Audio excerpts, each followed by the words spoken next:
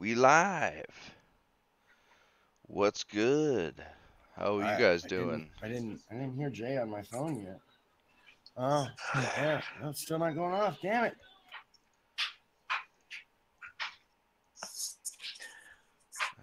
I'm not Just seeing it sharing either. it now. Come on, YouTube. There you go. All right, we're live. Now. Yeah, I was seeing it. Of course, I Bing. have that wonderful internet, Ah, yes. super I have fast. failure link, Yeah, budget link is what it is. but it's You're just like not hooked to all budget those though. It's budget. fucking expensive. You're just hooked to all those budget products, man. If I got this at a budget price, I wouldn't give a fuck that it sucked. But I'd pay a How much? premium price for it. How much are you paying? $80 a month. Okay, Oh, see, that I'm ain't even paying shit. $150 a Yep, month. that's about not 150, but it's close. Well, So it's just internet. It shouldn't be any more than fucking 50 or 60. out of the three of us, you're on budget internet. So I It works I for don't know me what to then. tell you. But do you have a cap on yours?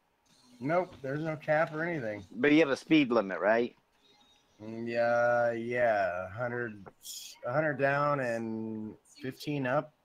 Okay, so yeah, we like mine. I spend 150. I get unlimited, and I get like 390 down and about 60 up. Well, shit. Yeah, I don't get Why are that you speed. not a professional live streamer? Cause I don't like people. It's a good reason. And that means I gotta like make a bunch of people I don't give a shit about happy. And I don't think I can do that. I can't be that fake for that long.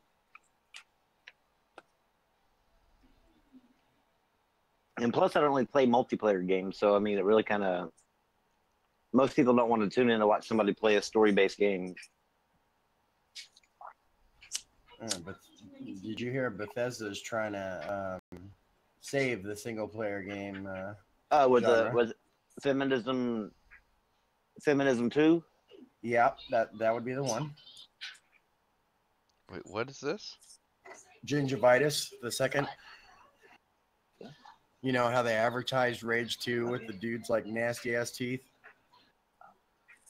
Yeah, it's Rage 2, but yet, if you look at it, I mean, it looks. I swear it looks like it's Anita Sarkeesian, Polygon, and Brianna Wu, like all that got together and made a game. Oh, It's pink spray paint, and like the chick that's I guess maybe one of the lead characters has a pink mohawk, and I'm like, fuck, this thing is just well, it screams feminism. that's all it's got going for it is its flashy colors.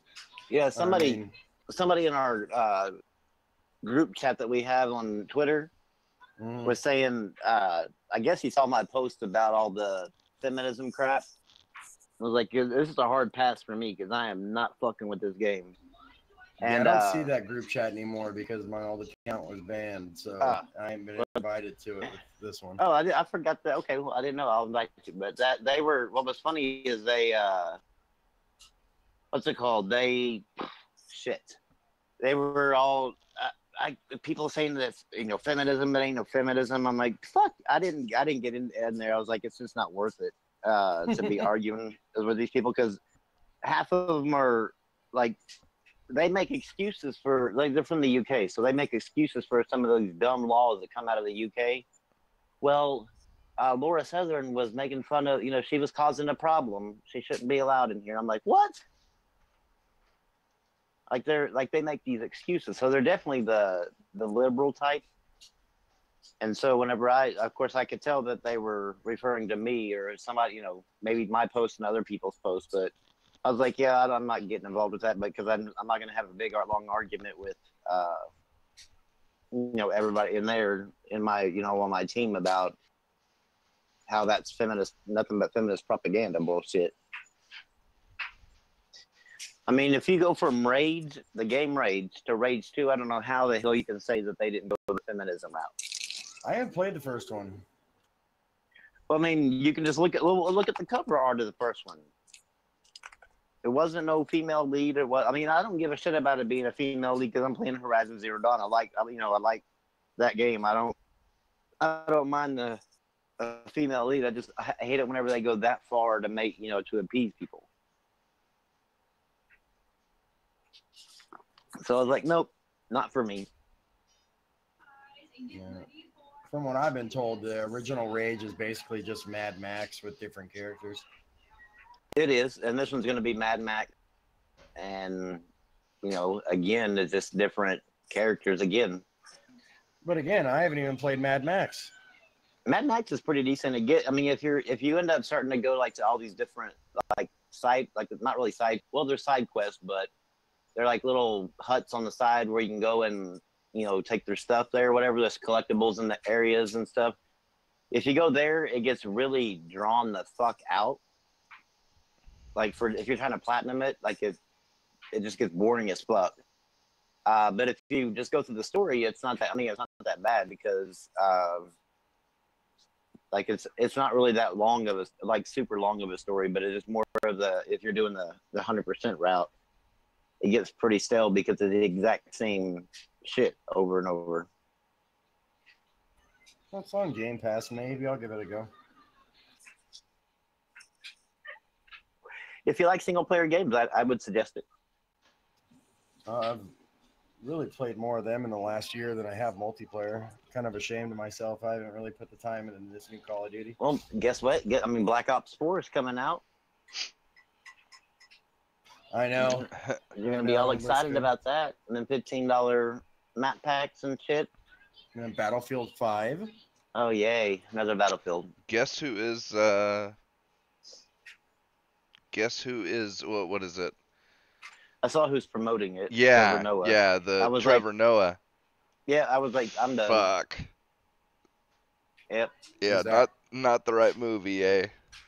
Comedy Central's guy that likes to rag on everybody that is a Trump supporter or anything to do with Trump. Yeah, he's just another late night host that's all, liberal PC politics. What's funny is that somebody in that group chat said that Trevor Noah was great, that he's just a comedian that rags on everybody. And I'm like, no, he don't. He rags on one specific group of people. Man, if that's what I'm missing on cable, I'm glad I don't have this shit. He used to rag on everybody back before he became Comedy Central, but now all he does is rag on Trump and his Trump supporters. What's up, Omega Jim? Yeah, that Shane's the soy boy. What? Like I said on Twitter today, why is my man parts and my asshole and basically just me always the one to be put on the line there? You're the only one willing to take one for the team. Yeah, Brem's gone. Oh, nuh-uh. Nope. Then he's coming back. I'm making him quit his job. I'll follow him around with my phone at his job, and he can be on the podcast. There you go. We can hear all the slot machines in the background. Right. We can live vicariously through him. They have a Simpsons slot machine there and a Batman one. They're pretty cool. Yeah, the Simpsons one, I put $1 in and won $5. I was like, all right, I'm done. I'm going home. Yeah, that's what you do. You got to go when you're up ahead. You have to leave. I mean, that's the greatest magic trick in the world. You put $1 in and out comes 5. Fuck yes. Yeah, whenever we went out to New Orleans, me and my ex-wife at the time, well, no, she was my wife at the time, but me and my ex-wife were down in New Orleans for her brother's wedding, and we were down to our last roll of fucking nickels, for going out and having a good time with or whatever. Happened to stop into a casino or whatever, and I'm like, this ain't gonna be good to spend our last $2 on fucking just betting. And she's like, well, what, who cares? It's only $2. It's not whatever. I ended up winning $250. Shit. Damn. Yeah, I was like, when that little light went off, it was like, wah, wah, wah, and I was like, I'm out, man. I'm not spending that shit again. Fuck that. That gave me a whole new, thing to go play with money in New Orleans. Yeah, the Metal Slug slot machine's amazing too. Now keep in mind, Rambo's like putting coins in the slot machine. This is many, many moons ago. Yeah, yeah. They don't really do that anymore. Yeah, that was well over 10 years ago. Yeah, now you just get a little ticket. They do have one area in one of the casinos down there that actually has where you put coins in and you actually have to pull the lever and shit like that. But it's a very small section, and it actually drops coins when you win. Shit. But it's only like one small section of slot machines, and it's every time I was down there in Vegas, it was always taken. Everybody wanted those things. But it was just weird hearing all the chains hitting the ground, hitting that metal tray at the bottom again. That would have scared the shit out of me if I would have heard that. Like, oh my god, it's been so long. Yes, it had. Like I hadn't heard that in fucking years. That was not too long ago when me and my wife now went down to Vegas. We ended up running into that. And they say if you go on the old strip, you can find them, but if you go on the old strip, you want to go during the day because the nighttime is fucking dangerous. Yeah, whenever we stopped at a convenience store down there, they were like, "Which way you heading?" And we're like, "We just want to walk the strip." She goes, "Do not walk down that way. Walk that way. If you walk that way," she said, "She's like, if you walk that way, you will either be robbed or killed." And I was like, "Okay, well, I guess I'll go that other way. Sounds good to me." Thanks for the tip, lady. Yeah. So I definitely wasn't going to argue that. Mad Max or Rise of the Tomb Raider? What do you think? Well, they both kind of get stale after a while. Mad Max is going to be a quicker storyline than Rise of the Tomb Raider. But they're both good. I'll just download them both.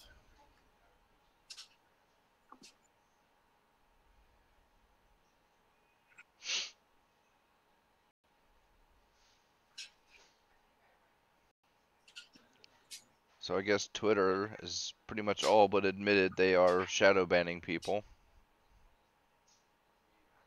I didn't see that. Yeah, I saw a whole bunch of places. This one is Gizmodo, but I saw a bunch of things on Facebook and Reddit and stuff like that. Basically, as Twitter said they're gonna, start, but I think there was somewhere else that they said that they had been, but hiding tweets that negatively impact the service. Like me saying I'm going to kill Cyrus? Kind of questionable tweets like that they think that somebody could get offended by. Sure. Yeah. I mean, that's tweets that negatively impact the service. I mean, that's a pretty nebulous. Yeah, because what fucking impacts the service? Like what? Yeah. Yeah. So. I saw some perfect virtue signaling today. There was a black lady. Well, first of all, it was a video that she quote tweeted, but the original tweet was this guy endured racism and harassment at Olive Garden because he wore a "Make America Great Again" hat. And he heard one of the servers call him a nigger and everything else like that. And she quote tweeted said, "Yeah, I'm just gonna choose to mind my own business." And I'm like, for fuck's sake, I'm like, either you're against fucking racism or you're not, because you can't like fight racism whenever it happens to your quota, your people, but only pick and choose when it happens. Like only pick and choose when to be outraged about it. So, like racism is racism, whether it's a Trump supporter or a non-Trump supporter. I just can't stand people like that. There were so many people in there going, he got what he deserved, coon. And I'm like, fuck.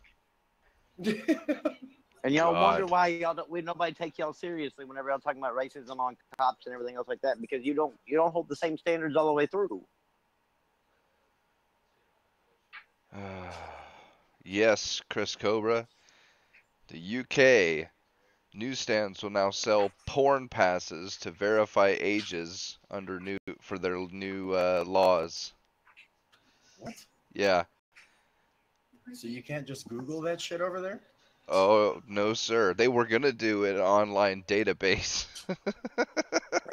Of who accesses porn. Pretty much. Oh wow. But yeah, so you now have to get permission in the UK to see any not safe for work type stuff. So instead of an online database, they're gonna do a pass that you can buy at a newsstand. And if you Wow. don't, you get a fine of $350,000. Dude. Right? How are they going to figure out if you're watching porn? I don't know. Well, Monitor the ISPs? yeah, we know a guy Wow. that lives in Dubai, and they banned Discord in his country. Like, he can't access it at all. So I'm sure there's a way for them to filter out shit they don't want you to see. Damn. Yeah, $10 for a 16-digit code, and it requires a driver's license or passport to verify the age. Oh, And then I guess you gotta put in the code.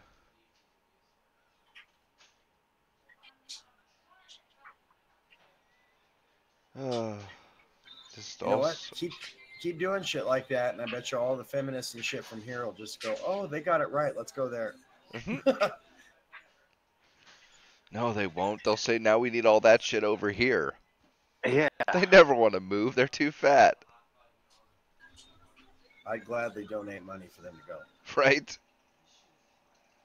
I think most. Did of you hear America about would. Did you hear about the Twitch streamer that falsely flagged PewDiePie's PewDiePie. video? Yeah, I got it. I had that was one of the next ones I had.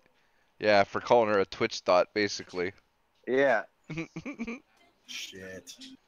And what's sad is that they like the companies that she uses to false flag people, like won't let the offending party know what they're flagging.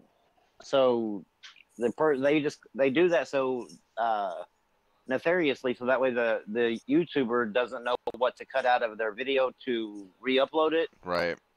and it makes it to where they either you have to delete the video or just let them make money off of it. And she would have made a bank off of PewDiePie's video.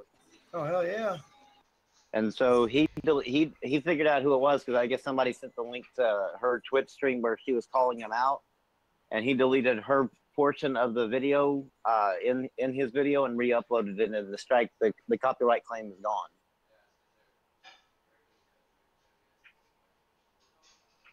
Dude. Yeah. That's kind of get rich quick though, right there. I mean. Yeah.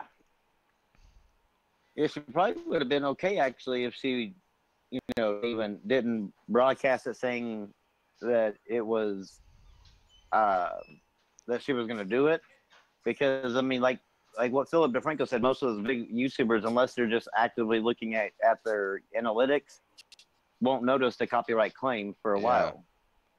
At And least she a could have few been days or making something. bank, yeah. I mean, a few days of PewDiePie's videos, shit, I'll take that revenue. Right? I'd be glad with just a few days worth of views from him. We gotta catch him doing something that we do. And we'll say we copyrighted it. Yeah.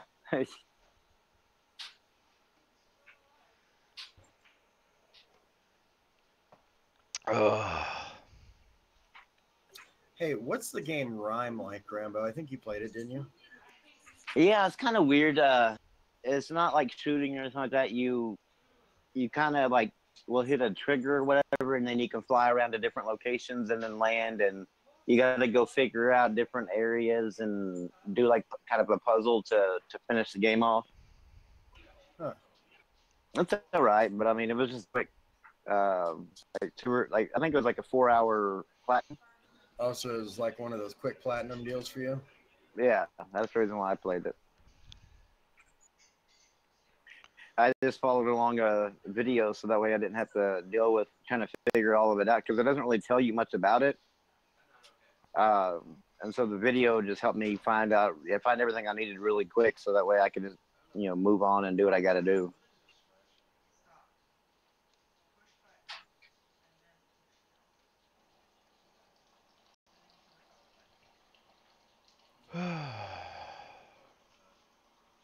State of Decay 2 comes out tomorrow. Oh boy. The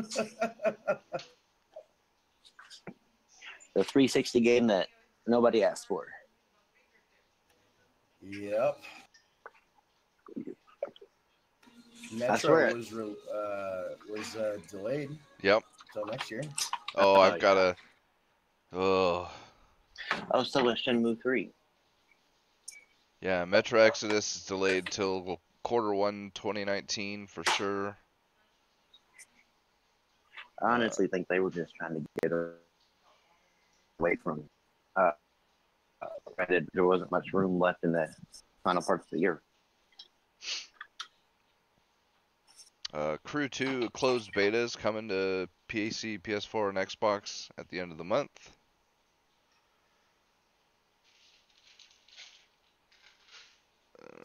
Honestly, Stalker 2 put up a website with a release date of 2021.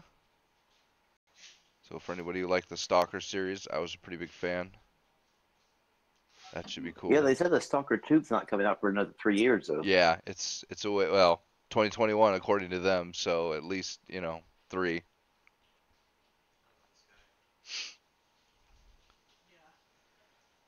There's a new 8-bit Castlevania type game coming, Bloodstained Curse of the Moon. Yeah. It says they'll be available on May 24th.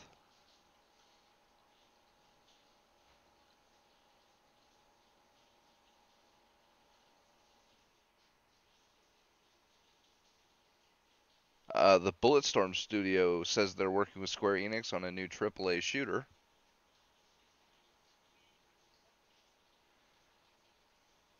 That could be good. I'd love to play it. I can't really get involved with the new 8-bit games anymore. They just don't. They don't have the same, I guess, attraction as what the old 8-bit games did. Yeah. At least to me. I like to play them as filler. Like I jump back and forth between them. Yeah, I mean, I'll play them if they're in easy platinum, but other than that, I'm just like, I got too many other things to play. First world problems. Yeah, one of them things, man. So here lately, it's kind of hard for me to get off of YouTube and quit watching like these little live PD segments, like where I can watch people get arrested and tackled. I just enjoy watching people get arrested and shot and everything else. I actually Might sometimes need to see a therapist for that one there. Yeah, I actually I there for a while. Like I spent like I don't know 2 or 3 nights out here, just like steadily watching police shooting videos. It was just fun to watch like the people run and then all of a sudden they just drop. Yeah, therapist would have a good time with that one. No, the Sony, of course, leaked their E3. And people are freaking out because Sony said they were going to focus on a deep dive into the four main games. Because basically, we all know that all their first-party studios have actually done their games this generation. Besides the 4, the 4 games they have coming, and so, I mean, we all know that, like, the PS5 is basically around the corner. And so, that, like, instead of them showing off new games, which, if they showed off new games, they wouldn't be ready for the PS4. They'd be the PS5 game. And they're not going to do that until they announce the PS5, because they probably want to show them at the exact same time that they're announcing the PS5 to show, hey, look what the hardware's going to do. So, they're going to deep dive into Spider-Man, Death Stranding, Last of Us 2 and Ghost of Tsushima, and show gameplay trailers and stuff like that. Like I guess deep gameplay for those 3 games that we haven't seen gameplay for: Ghost of Tsushima, Last of Us 2, and then Death Stranding. Hopefully, we get a release date for at least one of them motherfuckers, like a release window maybe. Well, you guys already know Spider-Man. Yeah, that one I can't wait, man. I cannot wait for that. I've already told my wife, like, I don't care. I'm pre-ordering 2 of those fucking consoles when they come out. Jesus. One's gonna stay in a box sealed because that motherfucker is gonna be worth money later on in life. Yeah, that's for sure. You're gonna have to wait on it though. Yeah, but I mean, I'll just give it to my granddaughter and let her sell it later on, and it'll be worth a lot of money.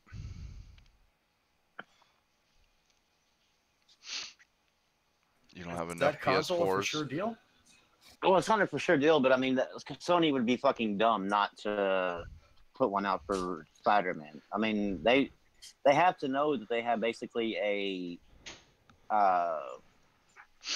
money printing machine, like basically on their hands, you know.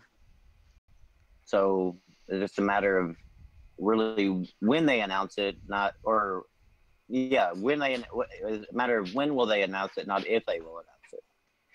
I imagine they might actually announce it at E3, so I'm hoping they do because I'll be pre-ordering like crazy.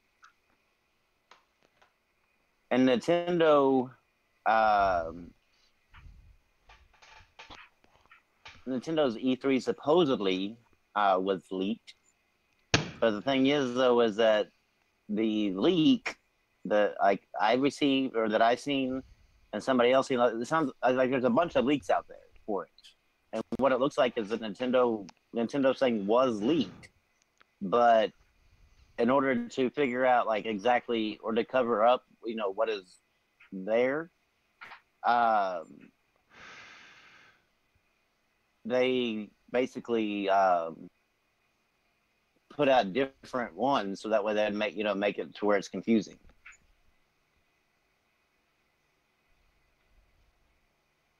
I don't think you're gonna get anything good out of Nintendo's, like, because you already got your new Mario, Zelda, Mario Kart's already on the son of a bitch. So I don't think Nintendo. Pokemon, if anything, that's what they'll get because there's already Metroid coming. I mean, Pokemon or F-Zero.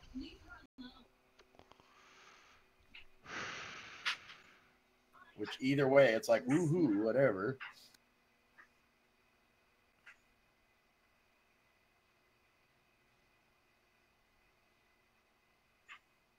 Walmart took responsibility for that, for the leak that included Rage 2.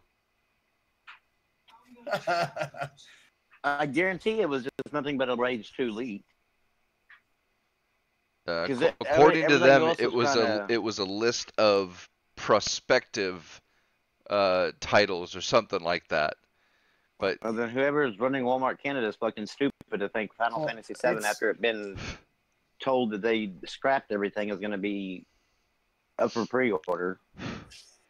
It's good press for Walmart to take credit for it because then people think they have more information than really they do. It's true. I mean, shit. I don't know. The second gunman on the grassy knoll to shoot JFK. So I was. See how that works? Don't fucking take my credit. Shane, we don't tell people that. Come on. Oh, come on. It's been long enough. There's a statute of limitations on killing a president. We're past that. I love that scene in Shooter. The guys on the grassy knoll dead within 12 hours. You know that for a fact? Still got the shovel.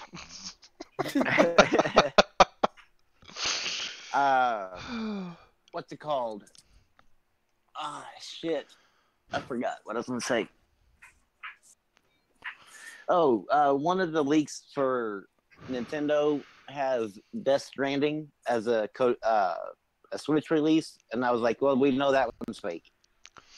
Because Death Stranding, like, PlayStation is funding Death Stranding, so that way it doesn't go to anybody else. That was one of the deals that he had to do, is that they funded his first, which is going to be a series, not just one game. It's going to be a series, and they funded that so that way they could actually have the thing. Well, I know it's fake. You know it's fake. Pete knows it's fake, but where's the... Well, I shouldn't say where's the fanboy. We need to talk to Metro because he thinks it's real. Oh well, man. I swear, man, that these people are just like, okay. First of all, somebody, I don't know how the hell they did it. I guess they deep dived into Microsoft's store on the PC and found Scalebound in there. And they thought, ooh, well, let's post this. And Aaron Greenberg came out and said, look, that's not happening. That's not even supposed to be on there. But that's in, back page after back page after back page, and it just needs to be deleted. All thanks for keep giving us a heads up. We'll get it taken care of. And I swear though, like how many people still are like reporting that or are saying that Scalebound's a possibility. And I'm like, no, it's not. Like they've already done fucking said that it's not. Like they're. And plus, would you really want Scalebound made by somebody that's not Platinum Games? Like, would you want somebody else to take over somebody else's IP and make the game? It never works out right. Look at Halo and look at fucking Gears. Well, those are good though. Well, you can't tell me that they're on the same quality as 343 and Epic. As far as the Gears thing goes, it's improved a little bit going to. The story hasn't though. No, but the actual mechanics and the multiplayer. Okay, yeah, but the story. I'm talking about the story of the game, like on both of them. No, like they've gone downhill like crazy with the new, and I think the same thing would happen with surface stories. There's no depth to them anymore. And I think the same thing would happen with the Scalebound because you have somebody else's pet project, and you're trying to like come up with a narrative for a game that you never created.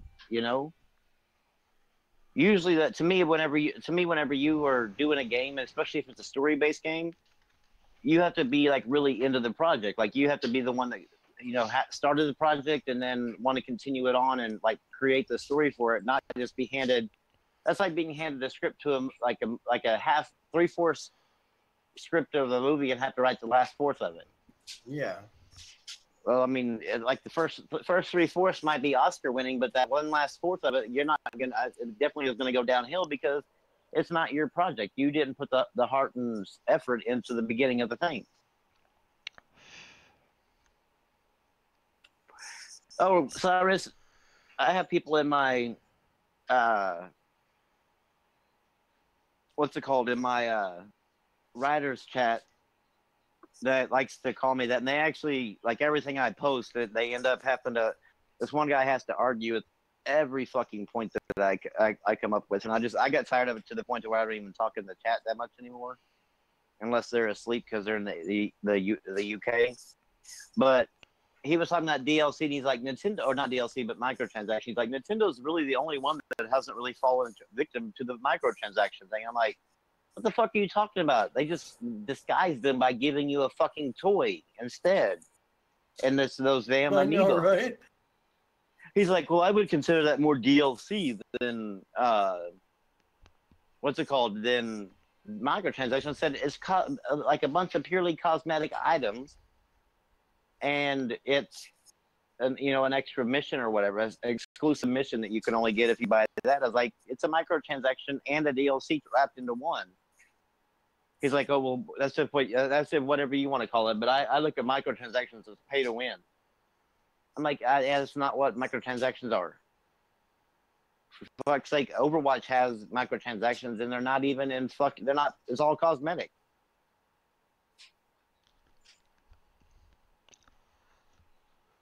But really, what is Sony thought? If they did pay to win, where is Sony or Microsoft done pay to win at? Like a game that's not free to play, never. Yeah, I'm saying with one of their actual games. Never. Yeah, I've never known any of them to have like. Sure, they might have microtransactions like Halo and Gears, but none of them are pay to win. I don't know of any company that's really done that firsthand. Pay to win, yeah. I mean, besides, like what EA tried with Star Wars Battlefront, but that was the only thing that I've ever noticed where somebody said pay to win. Other than that, it's always been the phone games. Or like I heard a lot of people with World of Tanks and stuff. World of Tanks maybe, but I don't know. It's a free to play game, so yeah. I mean, And I don't know I if it fully still is or not. This was way back when the game was only like, well, I a fully year old. I fully expect any free to play game to have like those type of microtransactions in them because they're free to play. Like that's usually what's like microtransactions are riddled in a free to play game because that's how they make their money. And I wouldn't put it past any of those free to play games to put, pay to win mechanics in some of them. Obviously, Fortnite wouldn't be as popular as it is if it was pay to win. But I mean, if like that might be the why World of Tanks isn't really up there with the Fortnite.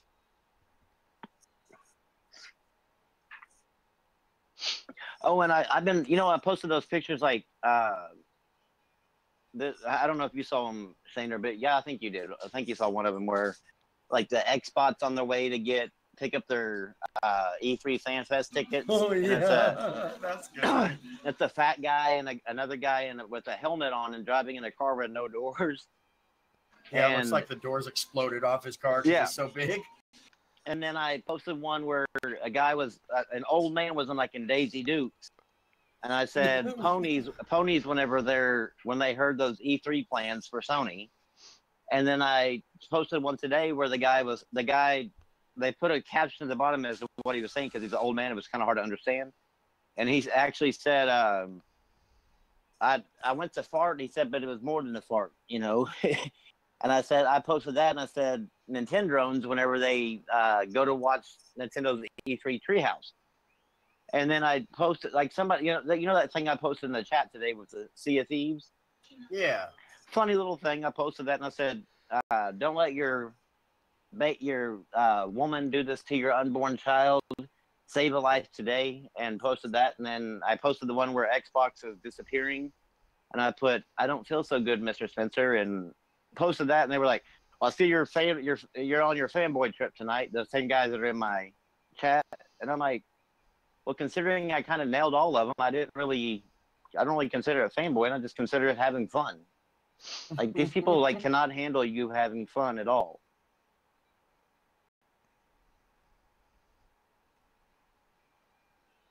It gets annoying. I'm getting to the point where I'm actually thinking about leaving the writing thing. Just delete your whole Twitter, man. No, I can't do that. I have a lot of friends on Twitter. That's his precious. How would I talk to Shane or Brim without Twitter? I don't know. That thing called Facebook we talk on too. Really? Facebook? Facebook's for old people. I know. Facebook just makes me feel like I'm getting up there in age. Twitter's for the young people and Facebook's for the old people. And it didn't start out that way, damn it. Twitter stole all the young people. It's them damn short attention spans. Cyrus, did you delete your Twitter completely? Discord, He did, Jay it's Caesar? sad. Discord is for the hipsters, though. I don't really fall in line with the young people, the hipsters, or the old people. I need my own social media. Where it's just me on there. Yeah, because that's so social. Yeah. But I'll never argue with anybody. You'd stop using it in a day if you could argue with people. Yeah, my luck, I'd probably end up arguing myself. What's a fucking dumbass opinion? Who the fuck posted this shit? Oh crap, that was me 6 hours ago. Fuck. That would be whenever I die, the FBI would start investigating that and looking for signs of, all right, this is what happens when people go fucking crazy. What's up, Don? Don. I don't know. I've been singing like that, like crazy, because my granddaughter playing around with her. So now I do it every time I hear anything, really. Yeah, kids are into weird shit like that. Like, for some reason, my 1-year-old likes that Nicole Arbor song. It came the on one about This Is America? No, the "Show Me How You Work" song or whatever. Oh, okay, yeah. Like it came on Spotify. Like I hit shuffle on one of my wife's playlists, and that popped up. Like when the playlist was over, and like I ought to take a video of her and send it to Nicole Arbor because she dances and jumps around and everything when that fucking song comes out. You You can guys, try. I don't know. I don't know if Nicole Arbor gives a shit. Yeah, she probably doesn't. She's kind of a bit. No, I'm just saying she's kind of a bitch. She is not your typical Canadian. She failed the whole polite upbringing thing. Yeah, she does not say a. did you guys see the new shit on Spotify? Yeah. No, man, I don't deal with Spotify really. People are calling for, because they already took off R. Kelly's music, and now Well, that's okay.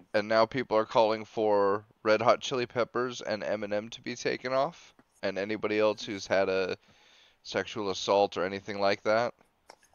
Well, I think it makes sense. You have to kind of, if you're gonna do one, you got to do them all. You can't pick and choose because then you become like the morality police more so than what you are already just by removing them. But like if you're definitely picking and choosing, you're saying, okay, well, this is okay morally, but this isn't, and this is okay. You know, it's to me like any kind of felony against somebody else, you got to take it down.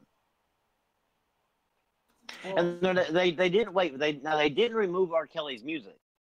They just quit using it on the promote option Or okay, yeah, and whatever the that, yeah. and the featured option. So you can still listen to R. Kelly's music, but you're gonna have a harder time finding it. I mean, you'll have to search for it basically to get it to pull up.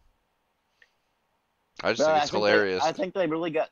I think they got to do it with everything if they're gonna make that stance. They got to do it with everybody who has that situation. Oh, and it's gonna spiral out of control.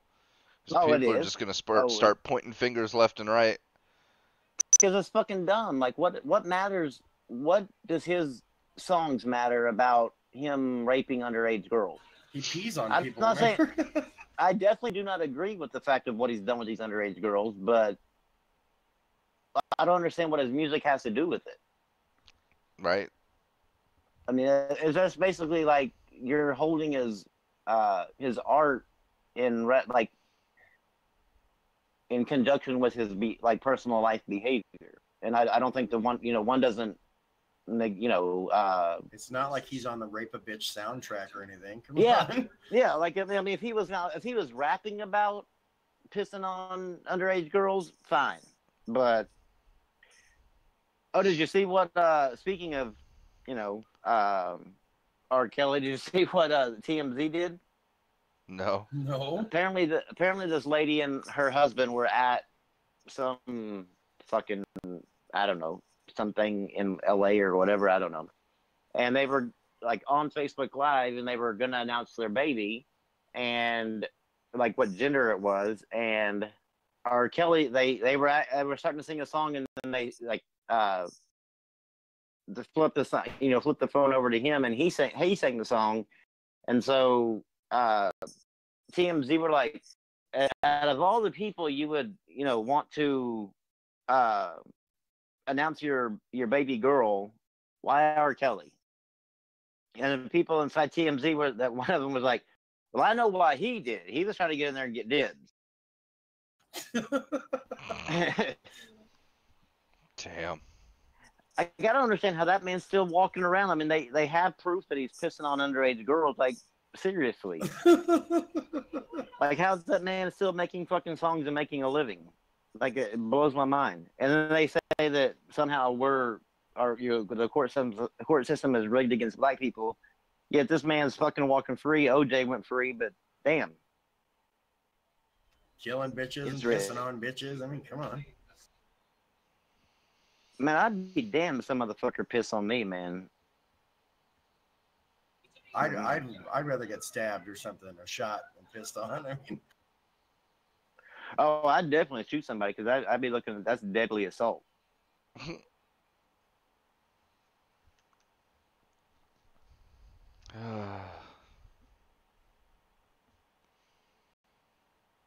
What else was there? Are y'all looking? Oh, are we gonna do anything for E3? Like we kind of get on for the major or the conferences, like during while they're on, and stream them and then talk about them while we're either That's- watching them or talk about them like right after they show them, so that way we can all hear what's what's being announced. Yeah, that sounds cool to me. I'm down. Yeah. Because I'll be watching them anyway, so I mean, Yeah. What day is it? June 12th. 12th. Let me look at my calendar here. It's going to be June. From my understanding, it's going to be June 10th, 11th, and 12th. Okay. 10th is going to be, I think, Bethesda and Microsoft. The 11th, I think, is going to be EA, which like nobody gives a shit. Ubisoft and Sony. Battlefield, bro. Battlefield. It's being promoted by Trevor Noah. I don't give a shit about Battlefield. Yeah, and 1 wasn't that great. And now it's Yeah. back to 5, so what the fuck, EA? It sounds like I'm telling you, EA and Like Microsoft, Xbox, yeah. EA and Microsoft belong together. If there's two companies that belong together, it's them two, because neither one of them can fucking count, and they both like microtransactions. And then I think Nintendo's on the 12th, but I mean, do we really give a shit about Nintendo? You never know. I do. Like me, as personally, I don't really give a shit about Nintendo, but I'll do Nintendo's thing, so that way I can talk about all the child molesters and shit. Oh, my daughter was. There's a guy that was trying to hook up with my daughter to date her. Not hook up sexually, but hook up to date her. And they had been talking for a little while, and she asked if like they could go out like to eat or whatever like that. And it's my 19-year-old daughter. And I was like, yeah, that's cool. I was like, but I want to meet him before you go out, you know. And then I forgot what happened the day they went. I was like, that's fine, go on, you'll be fine, because you're just going to, out to eat and back home. And come to find out, like I guess my daughter's friend kind of got a weird feeling about him because she's seen him and met him or whatever.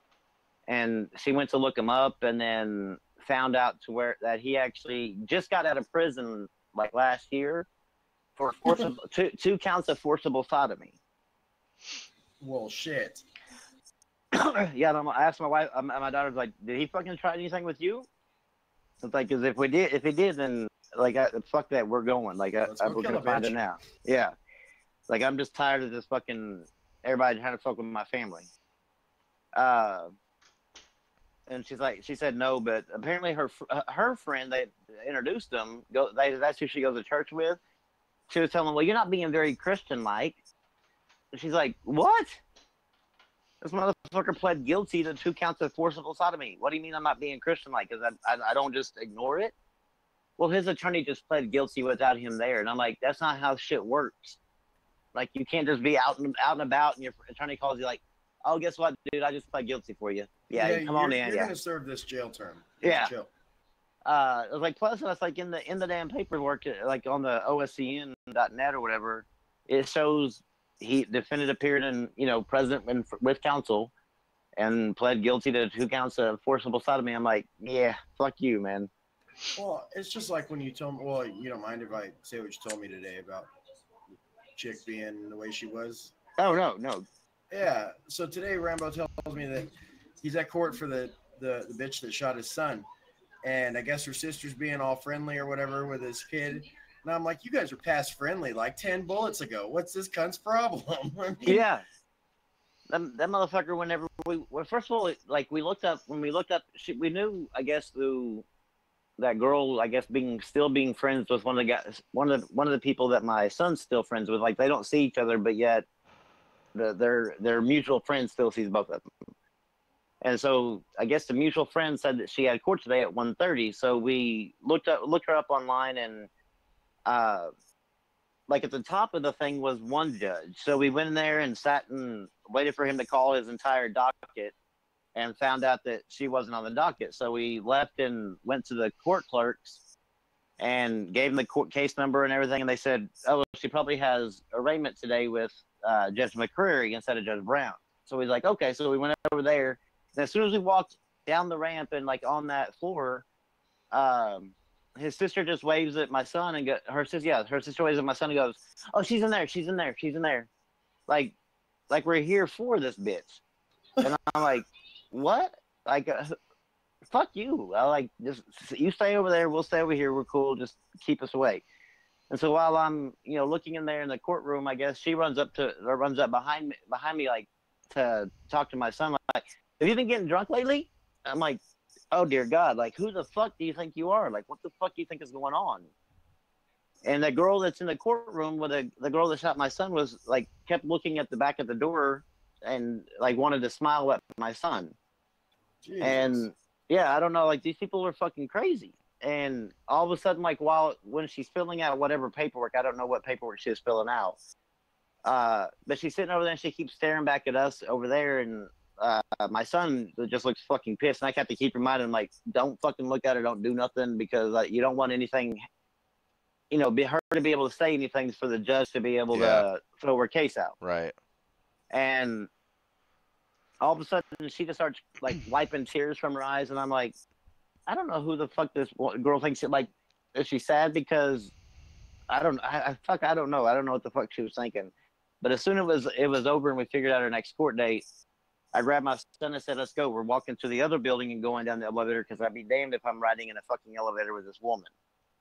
I was like, it won't end well by the time we get down to the bottom floor. Bro, that's where that football player beat his wife. I mean, you could probably get away with fucking smacking her a few times. It's like it's just not going to end well at all. So we have to leave, and we walked out, and I guess the next court date is June 14th, and then I guess that is the start of her trial like thing. But I guess maybe where she'll that's probably where she'll enter her plea, guilty, not guilty, or no contest, and then we'll maybe get a trial date set for, if she pleads not guilty, we'll get a trial date set for when the trial will begin. If she pleads guilty, then I guess we'll get another court date for when sentencing will happen. I don't see how she could say not guilty and expect it to go well. I mean, well, I think whenever they plead not guilty, they're hoping that they have a sad sob story enough to where the jury will sympathize and find her guilty of a lesser crime. oh God. But really, I mean, she's already being charged with a fucking lesser crime. Like, she should be charged with, like, we don't have attempted murder here, so she's only being charged with assault and battery domestic with a deadly weapon. And I'm thinking that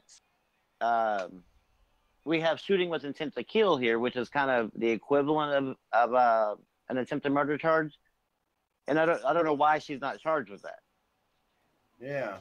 Like, to me, 1 or 2 times, cool, okay. 7 times, where you're actually hit 7 times, you shot at 10 times. To me, that's kind of, you were trying to kill somebody. Yeah, you don't pull the trigger 10 times to say hello. No. And you don't chase somebody around your fucking house, continually shooting them out, and then out into your front yard and shooting them some more, just to, like to battery somebody. Yeah, that's not a warning shot whatsoever. Yeah. And so, I don't know what, I mean, the only thing, I guess it's a felony that should be in charge with, but I guess if she works it good enough, there's a chance she could walk away with a fucking misdemeanor. And what, probation? Yep.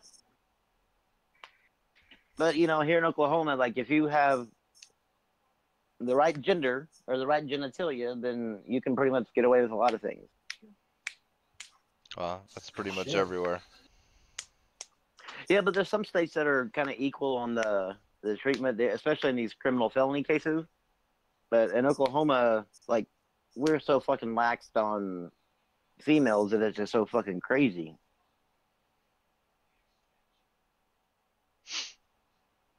Yeah, J. Caesar, I mean, if we could, and it was all legal, I'd drive over there right now and take care of it.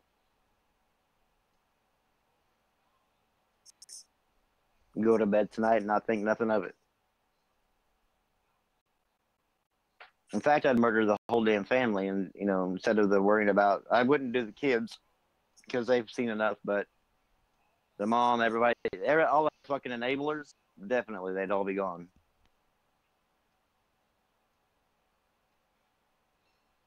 Because they were acting, I mean, they were honestly acting like she was in there for just like she was just, in there for some minor charge. Well, come on, Rambo. It's an everyday thing, don't you know? Yeah, I guess it's just like no Everybody big deal, man, gets a just girlfriend that tries shooting at them once or twice, right? Yeah, I mean, yeah. It's like I a still have yet speeding to ticket. find mine, but I'm hoping that one of these days I get my girlfriend that does that. No, I think the worst my wife has ever done is thrown a coffee mug at me, but I kind of had it coming. So The worst that's ever happened to me is getting shoved through a plate glass door, butt ass naked.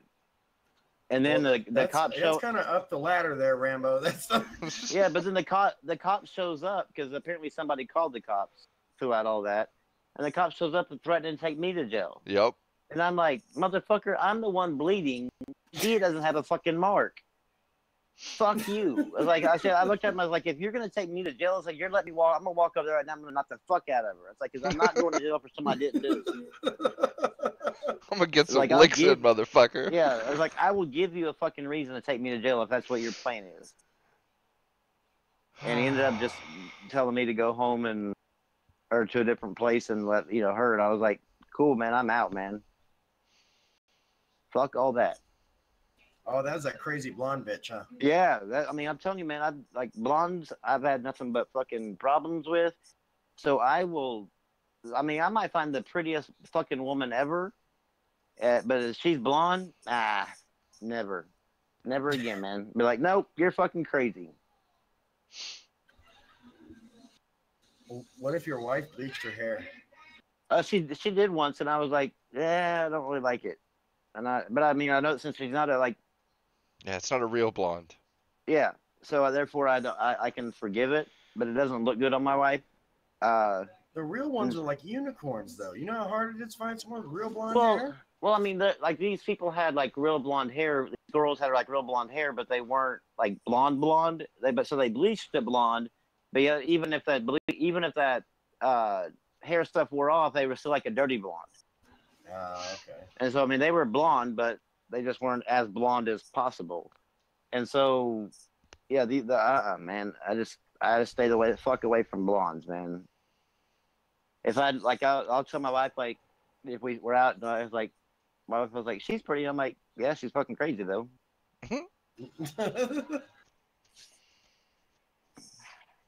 Yeah, usually it's redheads that are the crazy ones. Well, redheads are crazy in a good way, at least from my experience. But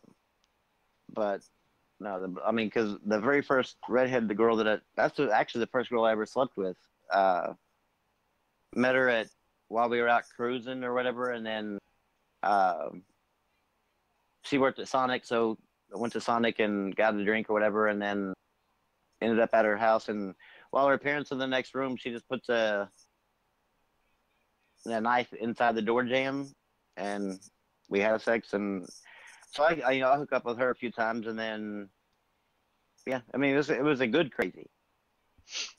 But blondes are fucking just wacko crazy. So I'm like, if I ever found a woman like physically attractive to where I was attracted to her, she has to have brunette or black hair or red hair.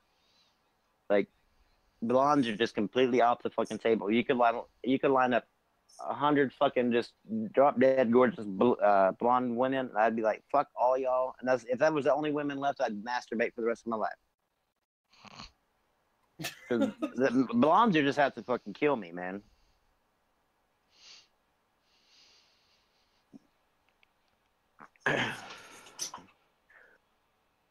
Now, Garuda, you're black, and you like white girls, red hair, and freckles.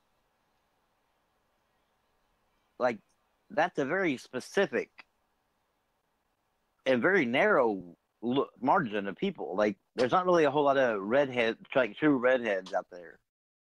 It's even more rare than blonde, right? Yeah, well, blonde's not really rare. Well, like natural blonde, yes. Yeah, like I don't know, man. Like you're like looking for a needle in a haystack. Gingers, man, they ain't got no soul. You gotta be careful with that. Yeah, you got to be careful, man. Like those motherfuckers will. And yes, she did have freckles. She did have, the fire crotch, everything. Like she was full on redhead. But I like after we slept with each other for a few times, and then I just never saw her again. She never called. And then I try to like uh years later, like to like say hi or whatever, not to ever go back with her or whatever like that, because I done moved on. But I was working in the neighborhood, and I stopped by the house that she used to live in, knocked, and she didn't live there anymore, but uh she was always cool. Like I mean, it was never a relationship thing, it was always just a sexual thing.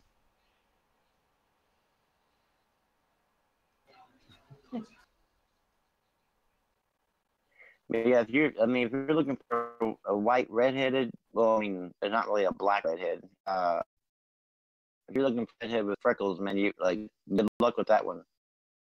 And you got to find one that will date black people too. So I mean, that might even narrow that field down even more. Like, damn, like you're really trying to.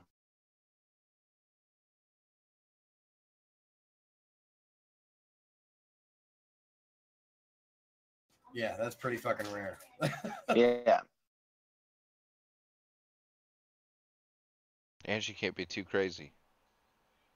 Yeah, So you now we're definitely got to be talking careful because unicorn. I mean, yeah, you're on unicorn level, man. Like you might just have to settle. You might have to settle for a blonde or a light brunette to where you can have them dye their hair and paint freckles on.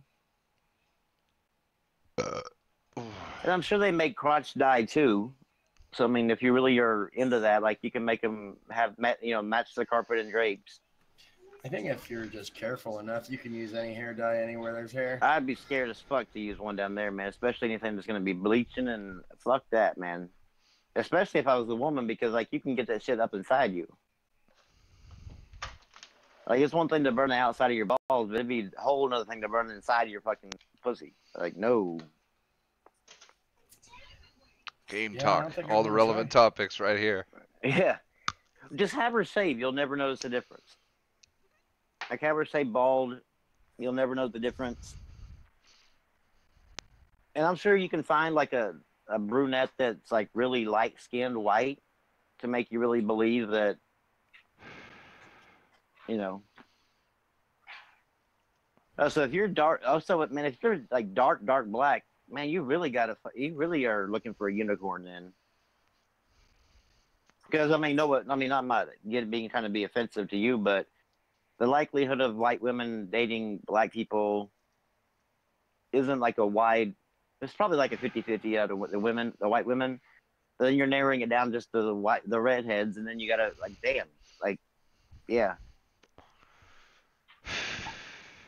you're in trouble, dude. Yeah, because isn't I redhead think like you'll. it's something like it's only like 3% of the total Yeah, population? I mean it's a very small fucking number, and that's Yeah. counting men too. Yeah, so I mean, like, yeah, you'd be in trouble. But that's fucking gross. Somebody posted a picture of Lightning Tracer, our second reveal Lightning Tracer. Overwatch did. Apparently her new outfit, and somebody responded back said, "I'd come on that." Okay, and of course, Overwatch blocked him after that. But Oh, like, why do people get turned on with fucking characters? oh, we had this discussion. Yeah, it's just weird though. Haha. All right. So I thought of the perfect analogy. Rambo, you would get turned on by a picture of your wife in a sexy pose, right? Probably not. Oh, Pictures just don't do anything to me. okay, man. Whatever. I'm really serious. I mean, like if I've looked at even as a kid, I've looked at what's it called? Playboy magazines and stuff like that. It just never turned me on because I don't know pictures. I'm more of a hands-on type person.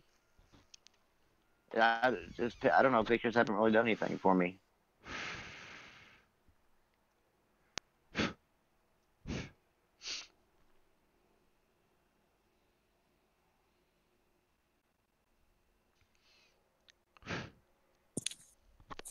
As soon as I get back to my computer, I'll pull up this picture I got of I think it's somebody tweeted about you were talking about Overwatch, and dude, they banned a shitload of stuff. Like what's the team name that starts with F? Something Dragons or something. I couldn't tell you. I don't follow they that. banned them from wearing their jerseys because their jerseys had FU on them. For like Fukushima University or something, because they're the Fukushima Dragons or whatever it is, and then they banned LMAO and like 2 other words, somebody's name. Yeah, dude, fucking overboard. Oh, man. it's nonsense, bro. It's nonsense. And I just had this argument with somebody, bro. I just did, right? I have seen more talk about XQC than I have about any of the games from the Overwatch League. Like, I still see people talking about XQC every once in a while in my Overwatch groups. More often than I see somebody actually comment on a game that's current. And that should just show their dumb asses. Like, nobody cares about this shit without the trash talking and all that. Well, yeah.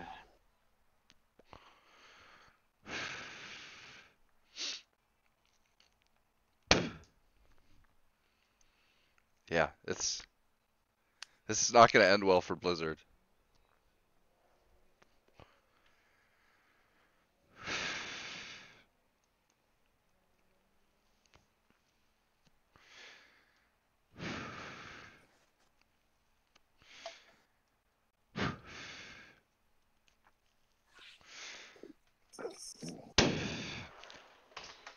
Let's see, grab that picture.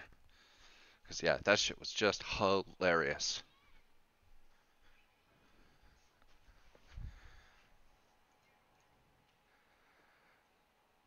Fusion University, Philadelphia Fusion. They can't wear their jerseys, and they got them up. It's not even like the FU is just by itself, like literally right underneath it. It says seriously the phase F and just a U. Yeah, and right underneath it is Fusion University, and yeah, so they can't wear those. The word climax, which is a Korean player's name, they banned that, and then they banned LMAO, sucks. So wait a minute, they banned a Korean player's name? Yes, because their name was Climax. Well, damn, that sucks to get named that. Right? And then LMAO, sucks, and Monka S, MONKA with a capital S, because it's a Pepe. What is that? I have no idea, but it says it's because it's a Pepe, so I'm assuming something with a Pepe meme? Yeah, some Pepe meme with Monka S or something like that. But yeah, all those words are now banned. Wow. Like, you're gonna get to the point that, like, laughing my ass off is banned? Yep. Wow. Well, and like they banned that one dude for using the Twitch emote. Or suspended him or whatever. I think they suspended him for a few games or something like that because he used the Twitch emote in a racist manner.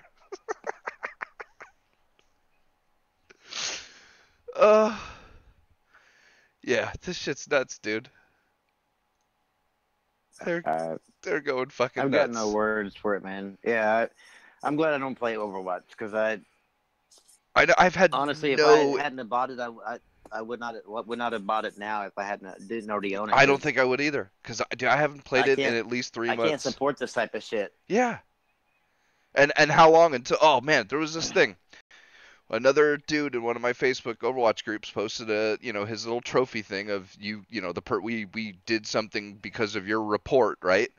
And swear to God, his first comment, and I can't remember what it was or what he said, but then all of a sudden there were 3 or 4 other people, and they were all pointing fingers at each other saying, well, you just were racist, well, you were just sexist, well, you know, you said, oh, dude, it was unreal, bro.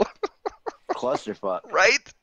And I'm like, how do you Good idiots Lord. not see that you are going to be the ones that fuck this up? Because you can't even have a fucking conversation on Facebook without sitting there pointing fingers at each other, calling each other racist, sexist, fucking, you know, homophobic and all that shit. Ugh. Shit was crazy, man. Absolutely There was nuts. a woman who is suspected to have served up her lover's remains at a neighborhood barbecue. Oh, Jesus. What would you get told if, like, later on, like, you saw that headline after you ate at her neighborhood barbecue? Oof. Like, I'd be like, fuck, I'm glad I don't eat after people. Like, my wife and my kids, that would be, yeah, that would not be good. I'd be, ugh.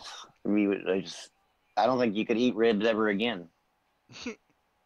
Every time you looked at him, you're thinking, that's Sam. Did you hear about that, the PGA guy? The pro golf? Yeah. He had a The hell bad happened? he had a bad round or a bad day or something, and so his wife beat the shit out of him. Wow. That sounds like if Shayner actually played golf. I'll have you know, at the PGA Tour video games, I'm a fucking boss. Right. Anyone that plays those games, I challenge you to beat me. I'm a master at Wii golf, bruh. Come at me, bruh. When the Tiger I'm Woods of cute. Wii golf. Oh. No, JC says there's no such thing as normal conversations anymore. No, absolutely not. There's either racist conversations or non-racist conversations. And it all depends on who's in it. It's kind of sad. I mean, like, that's the reason why, I mean, it's safe just to make your circle small, that the people that you know and you can talk with, and, you know, deal with your family, rather than trying to, like, venture out and talk to people, because shit, like, you never know. Like, the next thing you know, you're going to get wound up in fucking prison because you said, you know, good morning, ma'am, to some person that wants to be called Z or Zer or whatever. Oh. Well, did you guys see the thing about the UK pot bust? Man, no. I think it was Manchester or something like that, where the dude they popped literally had like a joint on him or something, and they posted on Facebook about their quote drug bust. And so everybody Wow. started making fun of him, like, oh, I hope you catch Pablo Escobar and shit like that. So they replied that they reminded people that if they keep this up, they could be charged under the UK Malicious Speech Act of 1986 or some shit. I swear the UK itself has just become a meme. Dude, I don't know how fucking like Sargon and them stay.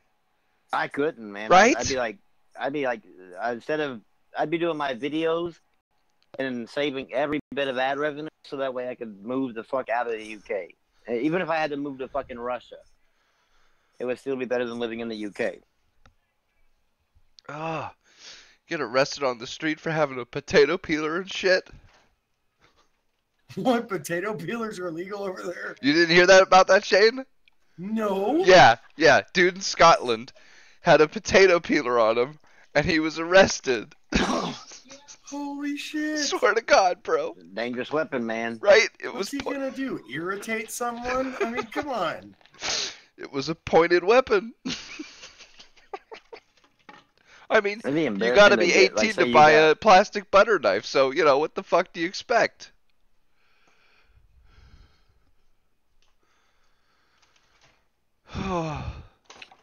And that's easier. I mean, don't speak too proudly of that, because that, like, the end of your sentence should say "for now." Because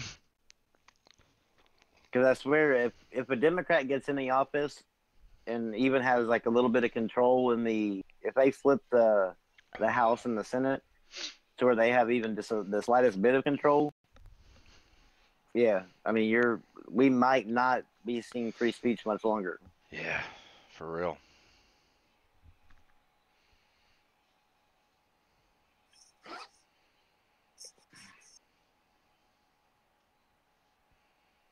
Oh no! Like there were so many fun. Did I tell about my daughter sitting in my chair playing Hellblade? Yeah, I saw the tweet. Oh, there was so many fucking people on that from that tweet that were so. And I posted in a Facebook, like a few Facebook groups or whatever. They were fucking offended. Like they were like, "Man, come on, playing an M-rated game at that age." I'm like, she ain't playing. The girl don't know what the fuck's going on at all. Only thing she managed to do is like go back to the PS4 home screen. But apparently, like I'm a bad parent because I let my granddaughter play an M-rated game, and I'm like, dear God, man, y'all are fucking idiots, man. How many games did we play as a kid that, as the ESRB was back then, would be rated M? Oh, bro. Like everything Yeah. almost. Yeah. Doom, Wolfenstein, all of them. Yeah. But somehow, like all of a sudden, now that they have, we should just like not let kids play them. I'm like, man, no. Like my kids are playing God of War and they're playing GTA, and like I teach them right, so that way when they come across shit in the game, they know it. First of all, it's a game, and second of all, they know. I mean, they know how to behave. Like they don't go around cussing and everything else around the house and shit like that.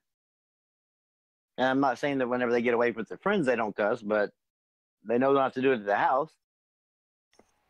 I honestly don't think my son does cuss when he's away. Like he just like doesn't. Like he would look funny saying a bad word. Like I know my Stop cussing. You're no good at it. My son does every once in a while whenever he's away from us. We've been told. But my daughter, my 14-year-old, is like a fucking sailor away from the house from it, apparently. It's almost to the point to where whenever she's at home, she's almost slipped a couple of times and then caught herself like, oh wait, I'm not with my friends. I got to put this in more parent-friendly language. As she walks away from you guys, like, fuck, I almost did that. Yeah. Probably what she's thinking in her head or under her breath.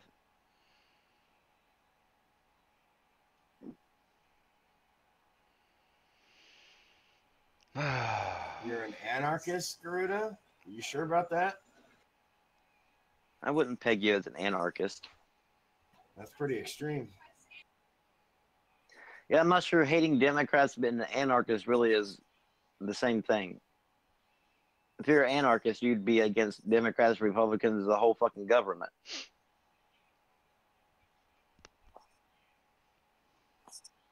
I don't know. I can't go that far. I mean, I believe there has to be some sort of government. I just believe that they need to know the role. Yeah, anarchy is impossible until all governments are abolished. Yeah. As long as China's around, like that's just not viable.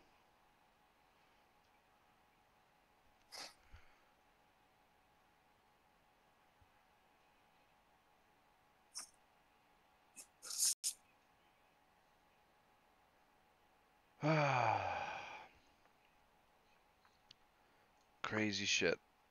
So what have you guys been playing?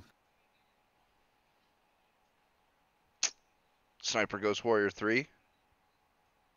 Is that any good? I like it. I really do. It's Sniper Ghost Warrior, but open world.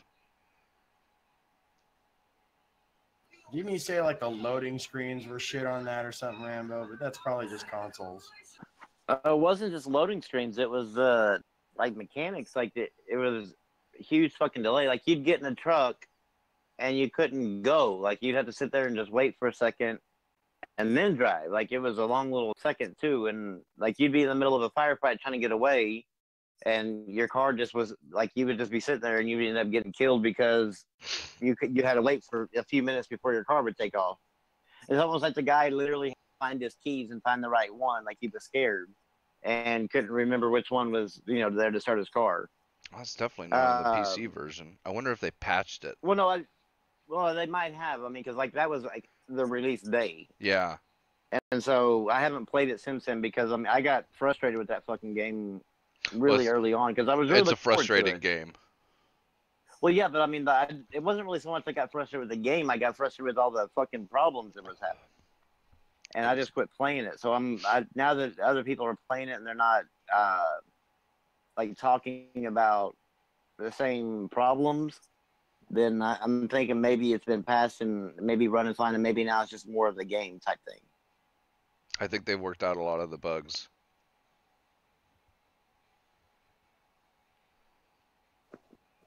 There was one other. Oh, uh, there's a Half-Life 2 update. Um, there's a free, I don't know, mod, I guess you could say. Somebody took Half-Life 2 and redid a whole bunch of the graphics, like the particle effects and shit like that. So I've been playing through that just 'cause why not? Yeah, and that's cool. It's still getting support like that, though. Yeah, I wanted to say, because I haven't played, what is it, Half-Life 2, not season, but like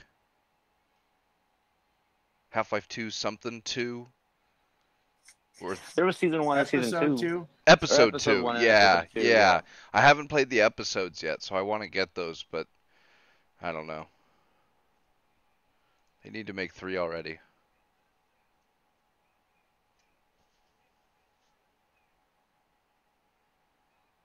Yeah, Shadowkin. I tried replaying Rage, but that shit was stuck on 60 frames, and ugh.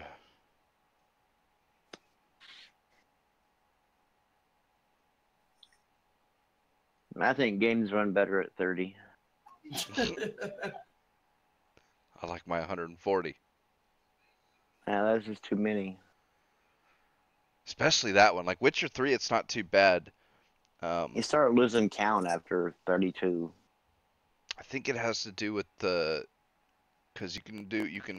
there's like, with FreeSync, there's now like 3 different options for VSync. There's the regular VSync, there's the just straight FreeSync, and then there's Enhanced Sync. But I don't know if Enhanced Sync works with everything. And so with a game like Witcher 3, if you've got Enhanced Sync available, then it'll help cut down on some of the chop because it'll match the refresh rate better with your 60 So it'll help frames. stabilize it? Yeah, well, yeah, so it's not trying to run 140 hertz on the monitor and then fit in the 60 frames. It'll drop the monitor's refresh rate to match your 60 frames, so it looks a lot better. Yeah, that's probably Otherwise, you'll get like it doesn't like tear like a non VSynced would, but you'll get frames where it'll have to do the same frame twice, for instance, and then put the next frame, so you'll get like little jumps and shit. so they're trying to catch up with the 144. Yeah, and I don't like that. Rage might be so old or something that it just did not look right. It was I mean, it literally looked like a slideshow the whole time. Like every time you panned left or right, it was chit chit chit chit chit, and it just didn't. Yeah. So I could fuck with it some more, but that's the thing. It wasn't all that great of a game. So, It don't look like Rage 2 is going to be that great of a game either. yeah. Looks like it's actually going to be Mad Max with women. We all know how that movie turned out. Yeah.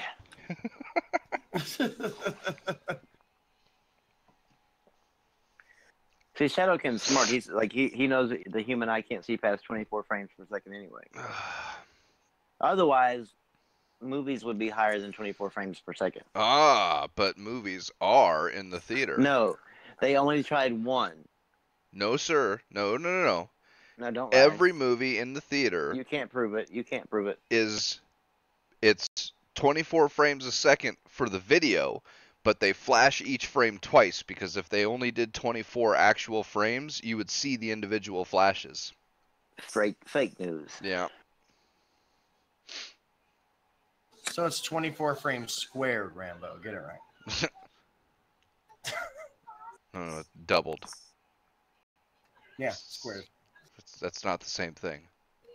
Can be. Did you fail like freshman math? No, I did not. I It took just trig. sounds better than saying double. Exactly. To the second power. That's still not the same thing. It sounds better. It sounds more appealing.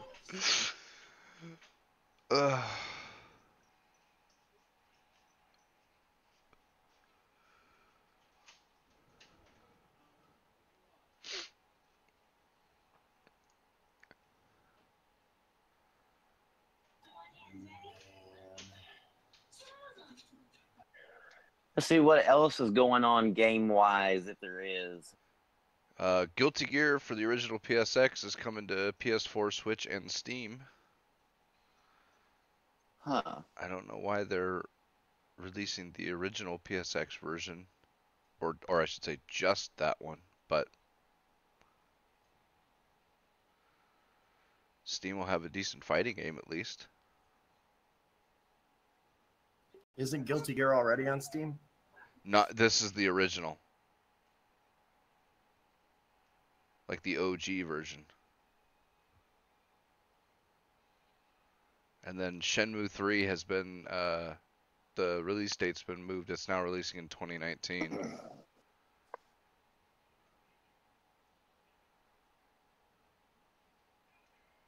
I don't know how many people were hyped for Shenmue 3, but oh yeah, I saw that too, J. Caesar. Stardew Valley for the Vita.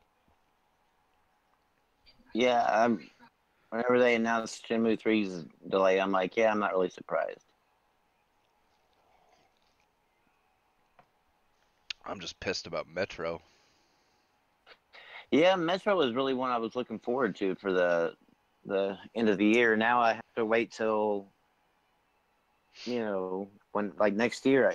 But I guess maybe that might help because I'm gonna have all the games towards the end of the year to be playing anyway, and this maybe will open up some time to actually play the games and enjoy them. So. And I think they said Q1 2019, which is usually a pretty slow time. This is January, in between January and March. So, yeah. I mean, that's typically not a high release date. There might be one major one in there from PlayStation. I would think Days Gone might fall in there. So, I can manage Days Gone and Metro. I like those two games, but it's a lot better than trying to buy all the games in the fall and trying to get them all completed before the beginning of next year. Because, dear Lord, I mean, everybody for some reason tries to release all their games in the fall. Yeah. Do you think Microsoft can actually win E3? They're saying. I've never looked at it as like a win-lose thing, but I think they could definitely get a big pop. I mean, and if I don't know, I think out of the last maybe 3 or 4 years, if you're going to look at it as a competition, this is probably the best chance they have of winning. But yeah, but I mean, they're going to have to come with some second party deals because we all know what their first party is up to. Minecraft, Gear, Coalition, Gears 5, yeah. 343, Halo 6, Rare, Sea of Shit. They're gonna have to come up with some second party deals to like what they did with Rise and shit like that to try to get some new IPs on there. But I don't know at this point. Do you think they're honestly worrying about the end of the Xbox One X, or do you think they're honestly trying to set up to where the next console launches with some good games? Well, that shouldn't matter because they said there weren't going to be generations anymore, right? Well, there's not, but I mean, you would imagine that they're wanting this. If they put out new hardware, they're going to want people to, be on that platform as much as possible, so that way they can start phasing out the previous platform as quickly as possible. But because you would figure that the Xbox One X is going to hold back whatever the Xbox One X1 box, whatever is going to be called. They better be trying to keep people on the Xbox One X. That shit just launched. Well, they will. I mean, like from my understanding is that the next Xbox that launches will be, of course, backwards compatible, and then also the Xbox One X will be backwards and forwards compatible. So I think what therefore, they're like whenever they, hoping is like the Xbox One people will upgrade to the X, and then the Xbox One X people will upgrade to whatever the Xbox One X is. yep. So Ah, Shane, you need to hurry up and get your Xbox One X so that way you can at least have the next gen machine Yeah, I'm working on it. to They're on play all Amazon those now for sometimes you can find them as cheap for 430. So to that's not play bad. all those killer exclusives.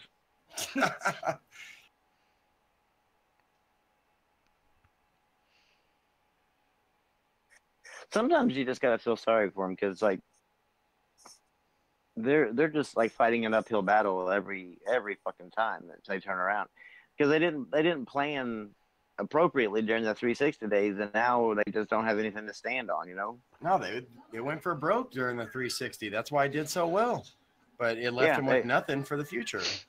yeah, because they thought with they they really banked on the idea that they were the most popular and that they would stay the most popular the next generation, and they was so they didn't really have to worry about first party. They could hide their first party woes with all the third party content, and it didn't go as well as planned for them. Cyrus, not just games as a service, but gaming box as a service. Oh yeah.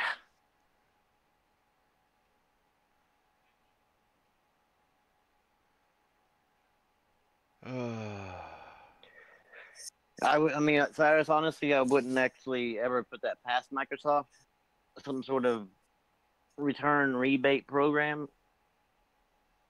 It's like basically, I mean, it really goes in line with they want everything to be a service. Like, why not? You might as well make the box a service too.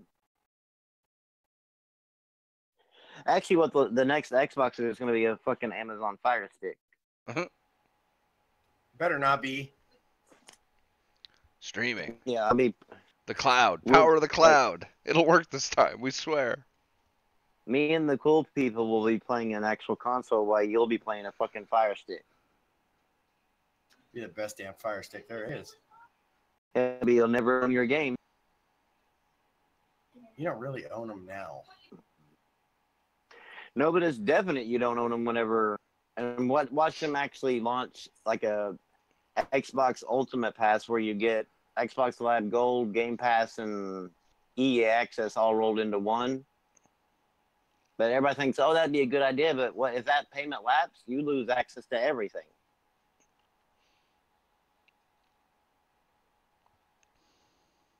At least right Yeah. now, if you're a gold lapse, then you can still play your Game Pass games that are single player or whatever. But if I roll them all together, yeah, like one missed payment and you're fucked on everything that you're playing. I wouldn't want them all rolled into one. I like my Steam. You like your what? Steam. It gets boring. The achievements are just such a boring set of achievements. You just don't like they don't have a ding. They really don't really have a loud enough ding. There's probably a mod for Steam. I was thinking that somebody had made a little so. thing that gives you because there is a notification. It does give you a notification in the corner, but there's no sound. But it pops up so fucking small that like you never even notice that it fucking pops up. And there's no sound or anything to let you know. So a lot of times you're playing and you don't even notice it. So but somebody's got to make something that puts puts out a little maybe. Imagine somebody put some mod to even do the trophy sound or the Xbox achievement sound. There we go. Notifications. Because I wonder if you can.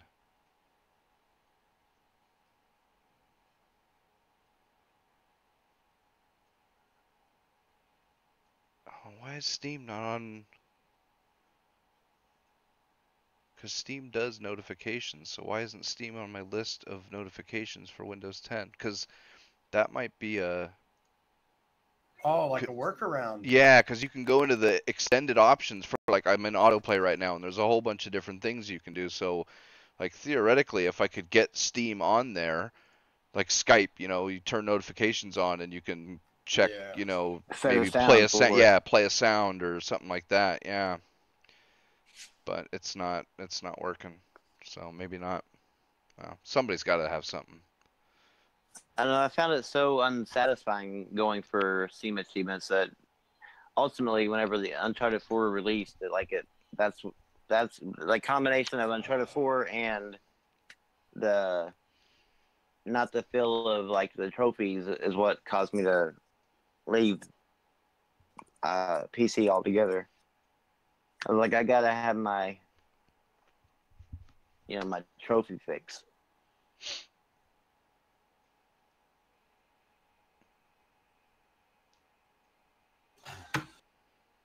Like right now, I'm trying to clean up all the DLC trophies for Horizon Zero Dawn. And so far, I'm getting pretty good. I still after I get the DLC trophies for the Frozen Wilds, then I have to go back and play New Game Plus on hard and play the main game again. But at least I get to start out with all my cool weapons and shit. I'll be right back. I'm gonna get a drink.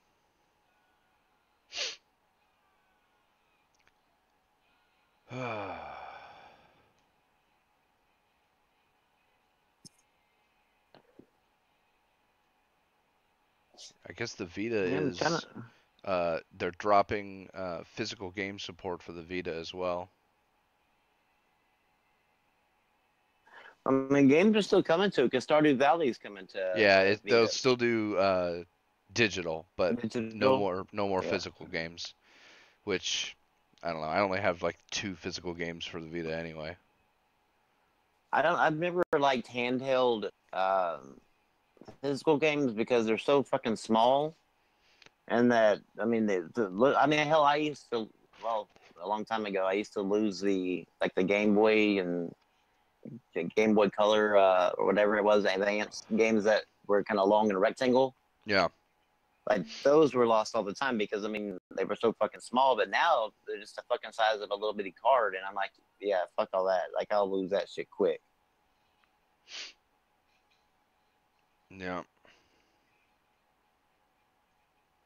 I don't think there are any physical games that you can't get digitally. I don't think so. Certainly not now. Not, I mean, I don't think so on the Vita. Now, there's Yeah. still some on the PS3 that uh, you can only buy physical now because they've taken them off the PS3 store. Right. But I have yet to see one that, well, I mean, other than like the very small games that just didn't have a budget to put them out, I have yet to ever see one that has a digital version and not a physical version as well. I just wish they would update because they're still missing a bunch of good PSP games. Crisis Core, which was one of my favorites. There was a bunch of others too, and I think a bunch of PS1 games that you could get on the PSP, but you can't get on the Vita for stupid shit too, like voice actor stuff or music or some shit like that.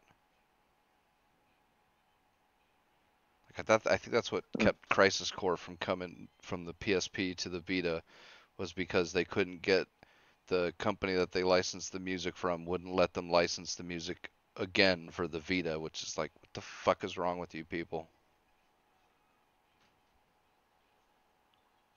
See, to me, I don't know. I think if a company pays for the licensing of music in their game, then there shouldn't be like any expiration date on it. Like that should just mean as long as the game is being sold or capable of being sold, that you have the permission to use that music. Oh, like with Alan Wake? Yeah, or just any of those games like that, to where they can't move them over, or the backwards compatible or over from the PSP to the Vita because of music reasons and shit. I just think that's kind of Yeah, bullshit. you think it that, wouldn't matter where they were selling it. They licensed the music yeah, for the game.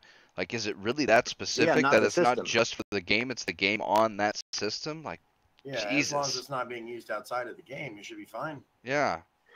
You would think, but they're not though, because that's a lot of the same reasons that some of these games can't come backwards compatible to the Xbox One, because since they can't just play off the disc, they have to emulate them. They have to get permission. What I'd like to know is why Arkham Origins is not available digitally on Xbox, but it is on PlayStation. I mean, there's no reason I for don't that. know. Maybe they had some sort of falling out.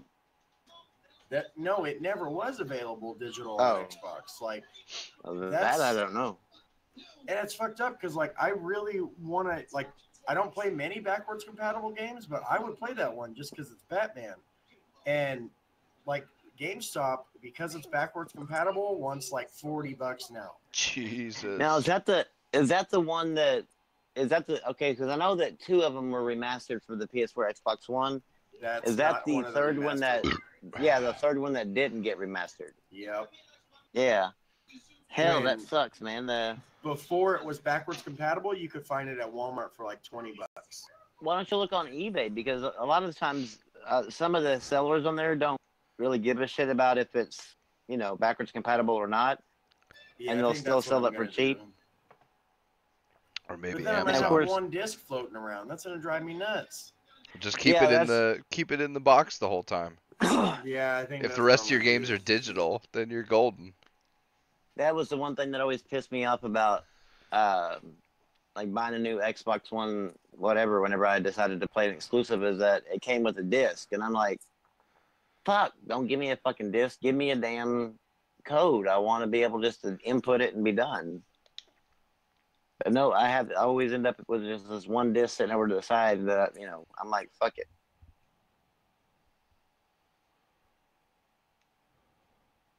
I think the Sea of Thieves bundle, though, is a digital one. And it makes no sense on what they do, because some of them are physical disc in the bundle and some of them are digital. So it makes no sense on how they do it or They approach should it. just give you like a year Game Pass code. I mean, shit, you could Sea of Thieves and a bunch of other things. Yeah, then Yeah, they'd but I have to think- give you a bunch of other things. Yeah, I think Yeah. that's the problem. Is a whole bunch of other things. And I guess 25 games were removed from the Game Pass service. Removed or added? Yeah, No, no, removed. Yeah, I Oh, saw that.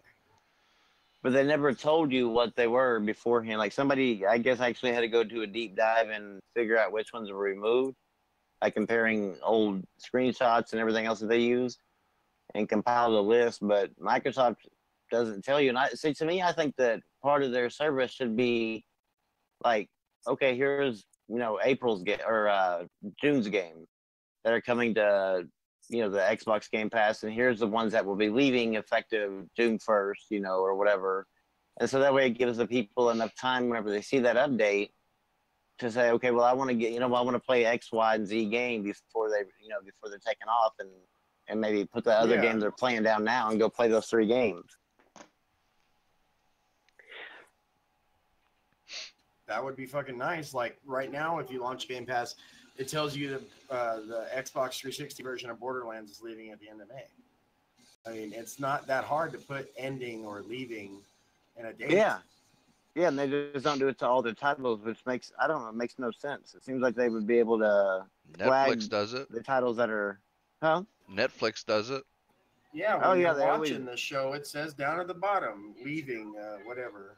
Yep. And sometimes they actually just make a section where these are the ones, currently on their way out. Which, if you have a PC and you don't mind leaving it on for a little while, just fucking hit play on whatever show you like want to keep watching or whatever, and record that shit with Shadowplay. I've done it a few times. Yep.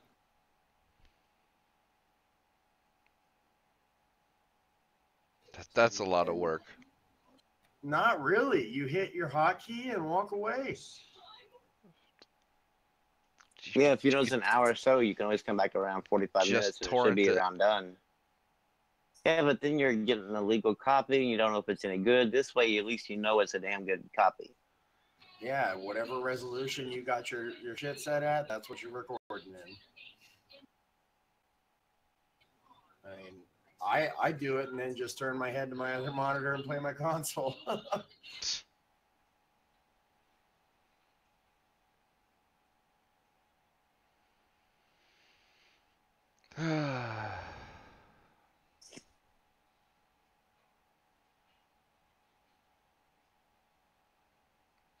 Get good. I gotta get better at illegally recording Netflix shit. Well, I've learned. Well, is it Since I want illegal to to record it? Yeah, I mean, you can download the shows now on Netflix. I'm not sure if you get to how long you get to keep them because I've never Well, downloaded because one. that's the thing. Like, it's not Uh, illegal to record TV. It wouldn't be illegal to record it. It'd be illegal to like record it and then put it on the torrent site or even just Well, sell, sure, sell but a copy of it. But if all you did was record it for your own. No, you would be fine. Okay, No, yeah. you'd be So, okay. Because I was gonna say, like, Now, if it's not like- illegal to record a movie off of cable or whatever, then why would it be illegal to? I mean, unless it's somewhere in like the thing that you sign up with that you agree not to record this or something. But I don't know. I don't pay for it and I didn't get it. It's my girlfriend that got Netflix. So. But like the PlayStation, like whenever you first log in or when you record with a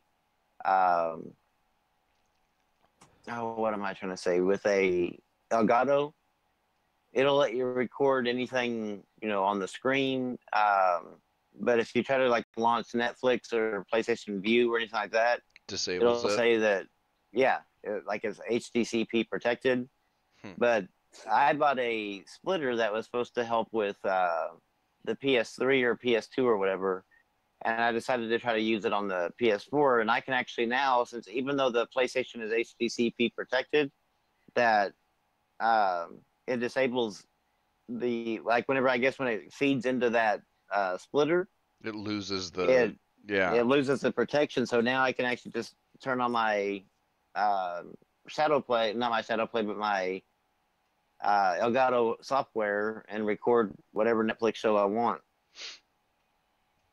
And then I can also go in and take screenshots of like what's in Twitter, what's in Netflix, or what's in PlayStation View that I want to share, because you can't hit that screen, like you can't hit that share button inside those things either because of the protection.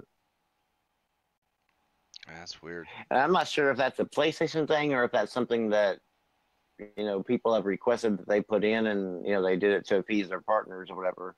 I'm not really sure where that came from, because I don't think Xbox has. If you plug Elgato into the Xbox, you can automatically just record. There's no protection. Yeah, it doesn't have that HDCP stuff.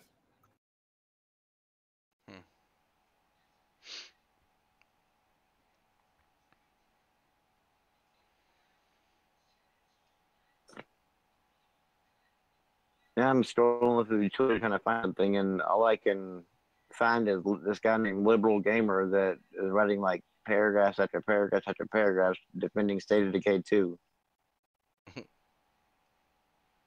How it's going to be a bigger IP than God of War. Oh, and he also said Sea of Thieves would be more successful than God of War as well. Well, that didn't turn out well. No, but he still swears by it that it doesn't have to sell more than God of War. It just has to have people playing it a year later. And I'm like, that's not really... That's a tall order for Sea of Thieves. Yeah. Yeah, no shit, especially whenever the first meaningful update that they made crashed the whole fucking system. They had to delete it 24 hours later. Oh, shit. Yeah. You get lost in all that amazing content, though, right? Yeah. All the people at Rare now are sitting on there going, like, what do we do? Which way did he go? Like they're I know. They don't seem like they know how to, like, sure, like they were used to making platformers and shit like that, but maybe they should have stuck with the platformer instead of trying to branch out to something this big. Yeah, maybe. I mean, what engine is that game on? I think Unreal, but I'm not really 100% sure. I haven't really checked on it. I'll look that up. Oh, fuck. Sea of Thieves. That is one thing I like about PlayStation exclusives is that Unreal, they yeah. create like their own engines. They don't really go with like Unreal Engine or the ones that everybody else uses. They actually create their own, and it definitely shows in the quality. But I just wish that Rare could figure out how to make people want to play that game. Because right now, even their updates that they do, the only thing they're doing is like saying, "Look, we've just added more fucking of the same quest." Okay, y'all were bitching it wasn't enough. Now we've added just like 17 more quests that you can do the exact same thing you were doing before. That's all it is, really. Yeah, and then they're like, now we've added extra weapons and stuff that you did, and basically all it is like take the first weapon that was in there and then hit copy and paste to the other ones that to make you grind even like for 30 some hours or whatever playing. This won't To make get the them, pirate but look any different. No, it actually they look exactly the same fucking thing. It's just that one takes 8 hours of grinding, the other one takes like 30 hours, and the other one takes over like I think 100 hours of grinding to get the exact same fucking sword. They just named it differently. To do more damage? No, that's the thing is like none of these things, even none of these cosmetics that like these weapons that you can get that are like of higher tier and higher value do anything different than the ones that are of lower tier and lower value. In fact, they actually even look the exact same too. There might be some in there that look differently, but the sword that they were showing was the exact same one, just copy pasted 3 different times. What's sad is there's people still defending that fucking game. Like that's a great game, man. Lots of fun. I'm like, man, it is not. Like it's cool that you're having fun with it or whatever. Nobody's begrudging the person having fun with it, but to say it doesn't have its share of problems is completely asinine. I think they're seeing more of the potential, like with No Man's Sky or something. Yeah, but I mean, the potential with No Man's Sky is that they could add the meaningful updates that added the multiplayer and everything else like that to it. Whereas Sea of Thieves, the only thing they're adding is more of the exact same fucking content that's already in there. Yeah. So I mean, like, I don't know how you can be excited about doing 3 different factions and each faction giving you the exact same quest, just a different location. Like that doesn't seem like it. It seems like it might be fun for a little while, but not fun enough to play 100 and some hours worth. And the only thing you get out of it is some cosmetic item that you might or might not see, depending on what item it is. And again, it still does nothing to help stats or anything like that. Just simply cosmetic. Yeah. I don't know what they were thinking with that game.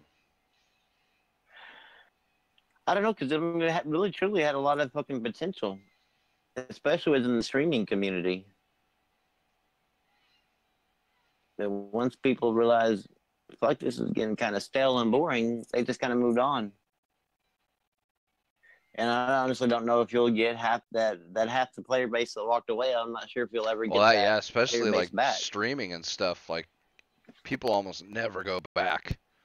Yeah. Because they're on to the next big thing. Yeah, the trends they go in one direction only. So if you lose your, once the Fortnite player's gone on to the next thing, it's not like they're gonna jump back watching Fortnite again. Nope. Nope. They're on, like, everybody's like the big thing about becoming a successful streamer is being able to follow the trends pretty well. And Sea of Thieves was up there on the trends for the first week that it was out, but then I guess people quickly realized there wasn't much content, so they moved on to whatever they were playing before that, like it basically full. And the only way, I don't think you can draw them back into playing like you said.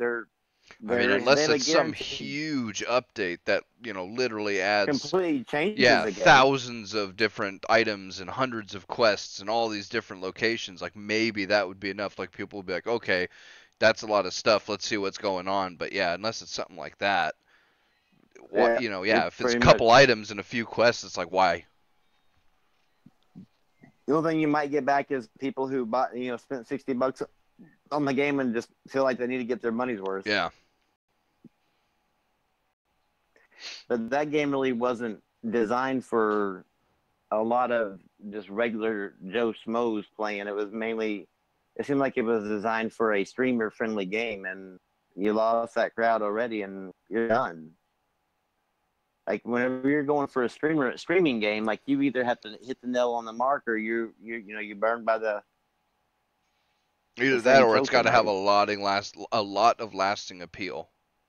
Yeah. You'll get shooters or Dota or something like that where, you'll get a core audience that'll just stick with it because they just really love that game. But unless you've got a game that's got that kind of lasting appeal, yeah, you're stuck with the trend. So if you don't hit that trend and Yep. hit it hard and get a lot of people in really, really quick, yeah, they're on to the next You're just thing. gonna die. Yep. Yeah.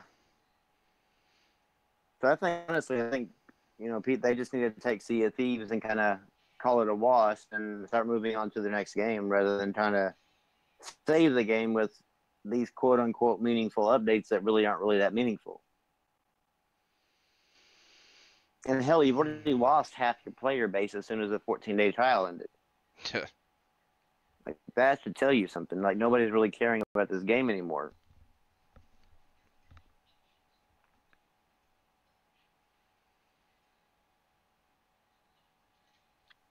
That really is too bad too, because that sounds so fun. Pirate battles, Yeah. fucking lobbing cannon shells at each other and stupid shit like that. When they first showed the game off back in the, at one of the E3s or whatever, I was kind of like intrigued by it. And I got to, be in with the first alpha, and I got to watch the game grow a little bit, and it was interesting. But then it ended up being like every time we went back in there for another beta or alpha test, nothing new was really actually added. It was like you kind of got the idea that this was the game. Right.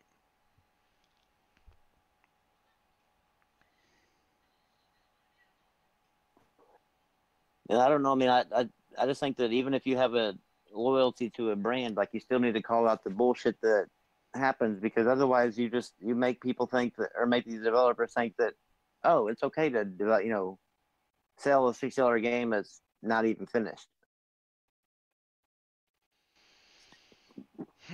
I sure as hell don't want that to become a trend. Well, it happens often enough, but at least it's not. I don't think you could call it a trend.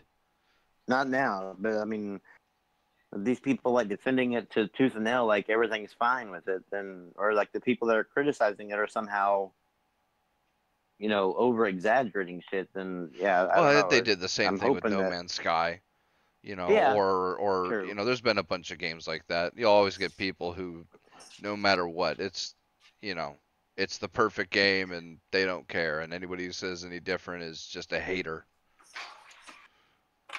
Yeah, I remember the No Man's Sky thing. It's like, dude, we literally have a list. We got a list.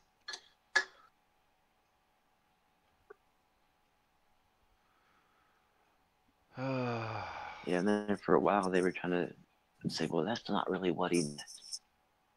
Like, he was really trying to say this. Like, no, he clearly says it.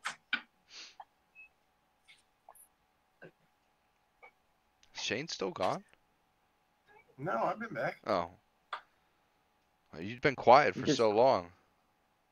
He just gets quiet. Yeah. No, I was just listening to you guys talk about No Man's Sky and Sea of Thieves. Yeah. I heard nothing but bad stuff about No Man's Sky, so I never invested in it. Sea of Thieves is, well, it's Sea of Thieves. Two of Shane's most favorite games.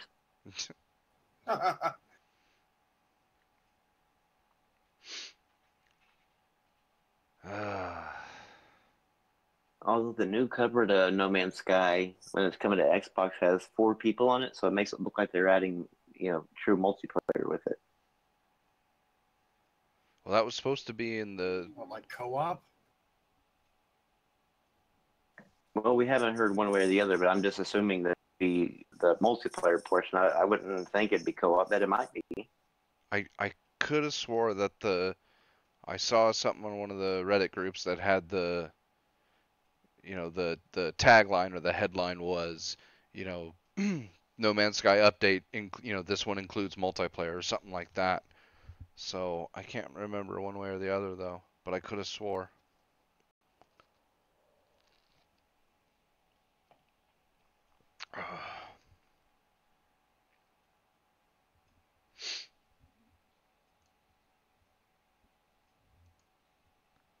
Yeah, that's one game I never really kept up with, like with the news and stuff. So I don't Yeah, really I was know. never interested in it. So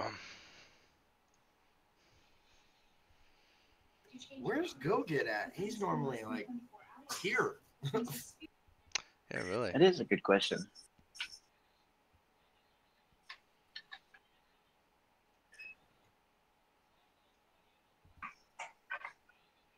That's kind of odd him not being here. And especially because Cyrus is here. That's like his boyfriend. Yeah, they kind of go hand in hand. Well, they are always talking about gay furry shit together. They're like dick and balls. You just can't get one without the other.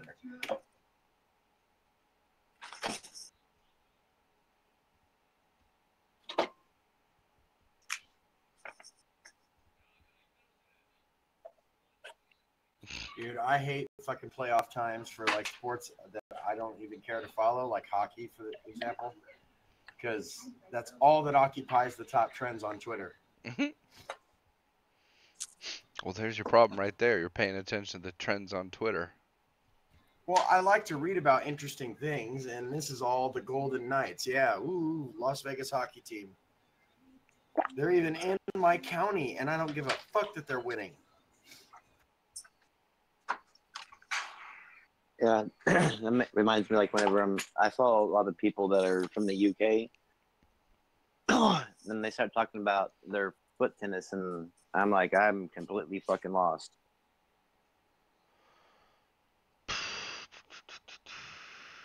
I don't understand foot tennis talk.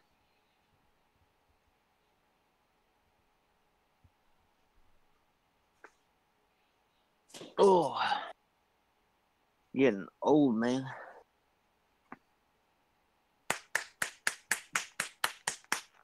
You don't gotta smack yourself for it, Rambo. It happens. That lets me know I'm alive.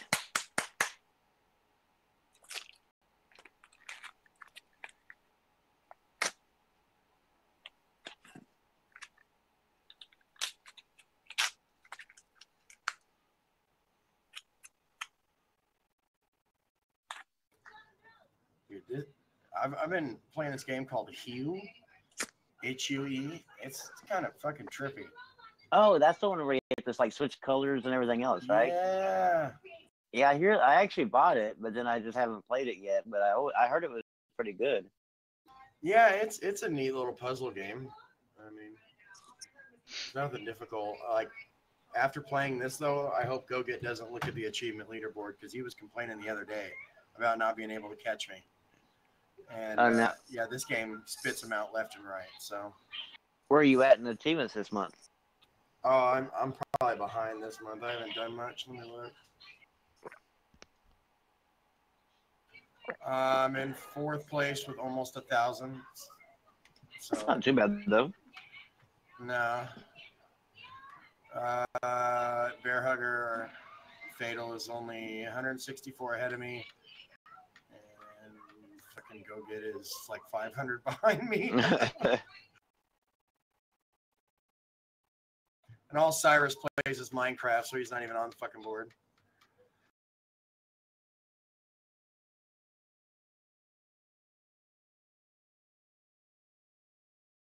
You need to play more than Minecraft, Cyrus.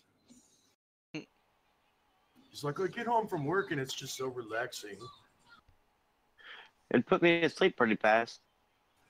Yeah, it's like fucking Ambien for gamers, really. Yeah. I just don't know how anybody can kind of like get into Minecraft. We just have to worry about Cyrus if he ever starts streaming Minecraft, like becomes a Minecraft streamer. Oh yeah, Cyrus, you deleted your Twitter, you stopped YouTube. Become a streamer. Just don't stream Minecraft because then we have to start questioning things. then you might become on that R. Kelly fucking rapist soundtrack. Borderlands 3 is not going to be at E3, according to Gearbox. Yeah, and then like he comes out and like Randy Pitchford comes out like out of the blue is like, is Borderlands 3 the new Half-Life 3? Is Borderlands 3 the new Half-Life 3 for like 4 times, and then leaves Twitter back again like. I look forward to that every year. The Half-Life 3 rumors, they get funnier by the year. Dude, yeah, I think every year they not announce it, but they like it becomes a rumor that it's going to be announced. Well, this year at least there was because Valve did say they were working on something.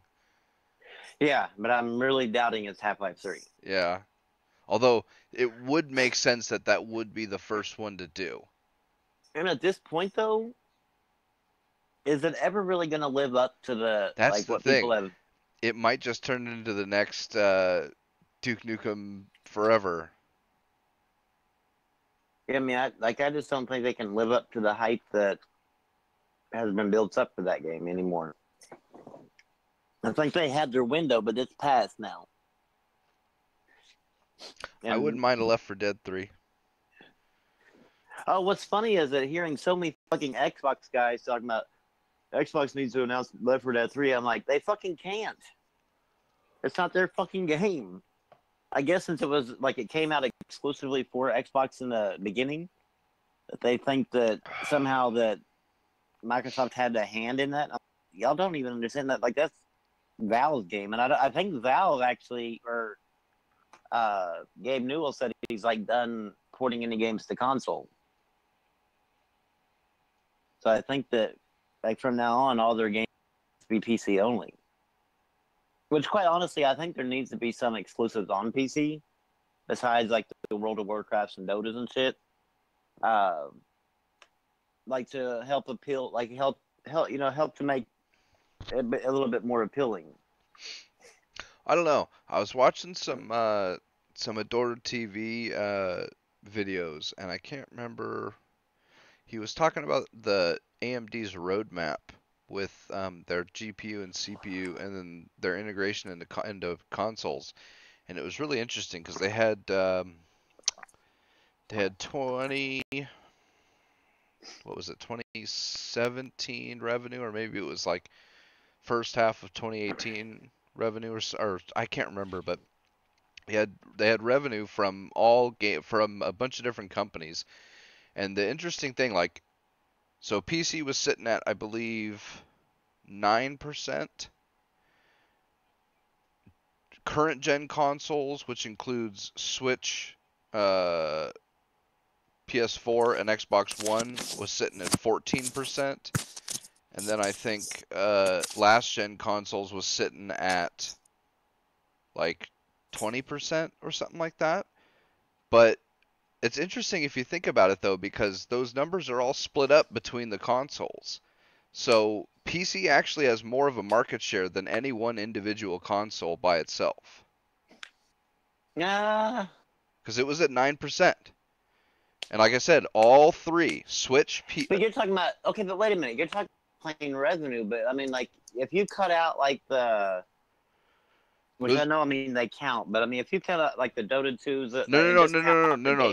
These were for individual companies. So for like Activision, 9% of their gaming revenue came from PC, and then 14% came from PS4, Xbox One, and Switch combined, and then 20% came from all of the last gen consoles. Like he showed he showed 3 or 4 different companies, and they all had just about the same spread. And in each case, the PC was just about the same. It was about 2/3 of whatever the newest gen consoles had, and about 1/2 of whatever the last gen consoles had. But see, that makes no sense other than the fact of like the games that you can't buy on consoles yet that haven't made it. They were all. It was Activision, EA, and I think Ubisoft or something. It was not a single one of their games though sell more on the platform. If you look at the numbers, they just don't match it. Like, but they don't. The numbers don't lie. These are their quarterly reports. So either that or they're lying. Because Ubisoft said they make more. of Yeah. PS4 than any other platform.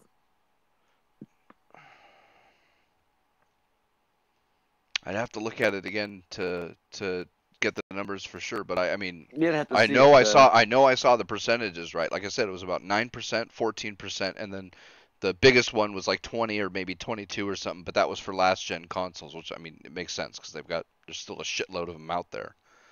But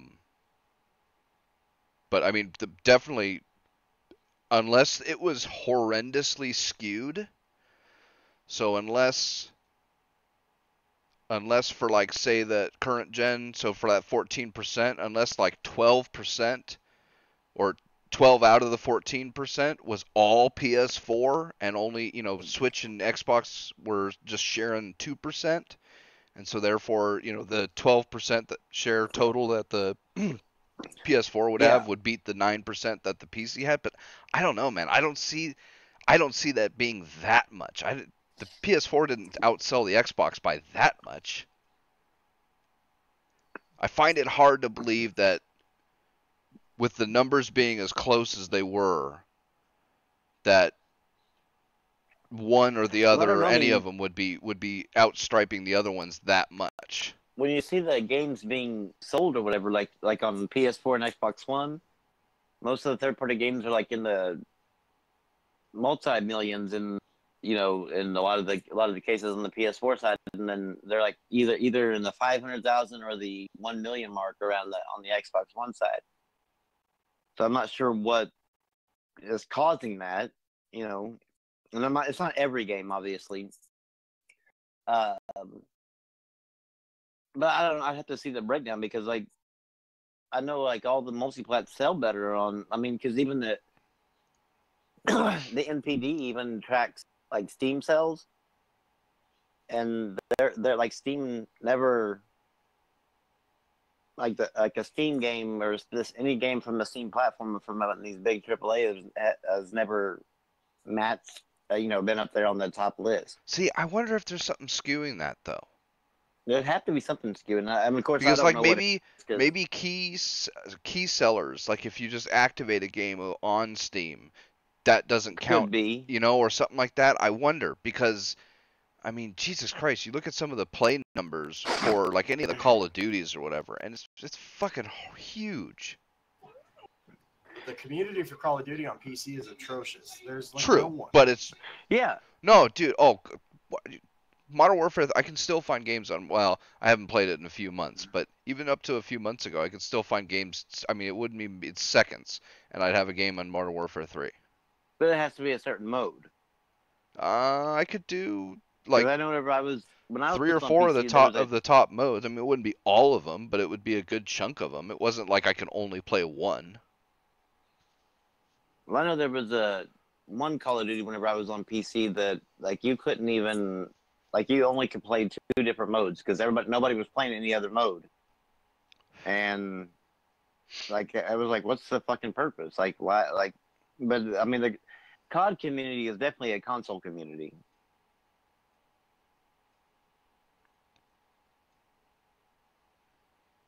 But I'd have to know how they got their numbers and stuff like that, and how they listed them out that way. Because I don't know, it just seems weird that the console copies always sell more, but yet they still make more revenue. It just would be off the same third-party developers. So it'd be interesting to see how they broke it down. It was unfortunate that they had the consoles lumped together like that, because I would have liked to see the full breakdown. Yeah, it would make more sense that way. And it was really interesting to see the last gen consoles had so much more market share over the current gen consoles. And see, that doesn't make sense unless you're just talking about like where they ended the last gen. Like how much of a market share that they had. Well, like I said, this was like maybe 1/4 or 1/2 or something of either 2018 or maybe the end of 2017. So it was. Because that makes no sense because most of these third-party developers aren't even releasing any games on. But people can still buy them. And that's the thing. Not any new game. But it doesn't have to be a new game. This is just total revenue. So if somebody buys a PS3 on Craigslist and then goes into the online store and purchases, Black Ops 2 or whatever, that's still a sale for Activision. Yeah, but shit, that's a lot of fucking people like playing some old ass fucking games for Well, the hell hey, of it. I mean, that's the thing. Like the other interesting thing was when he was talking about The only thing you could do though there, like look for in the PS3 or last gen is try to look for. The only thing you'd be able to do is track the digital sales because like there would be no such thing as a new physical well, sale. sure, yeah, this is all well, like I said, this is just revenue, total revenue, and that's how they had it broken down by PC, last gen consoles, and current gen consoles. So obviously, this was either for the current gen consoles, it would be digital and physical lumped in, although not used, and then for the Yeah, I older would definitely have to consoles, see. yeah. I would But definitely have to see the list and whatever, and then their criteria for compiling the list. but he was also talking about like the big point of this video is AMD's big play for how they're going to try and gain total market share over Intel on the PC side, or I guess both Intel and Nvidia on gaming in total, and then try and use that to leverage the PC side. And he was talking about the But newer gen Nvidia cards and some stuff like that. And it's actually like the amount of people using the top end stuff is a lot smaller than you would think. oh yeah, I imagine it's really small. But I mean, even But just like the 1060s and 1070s, because that's the thing.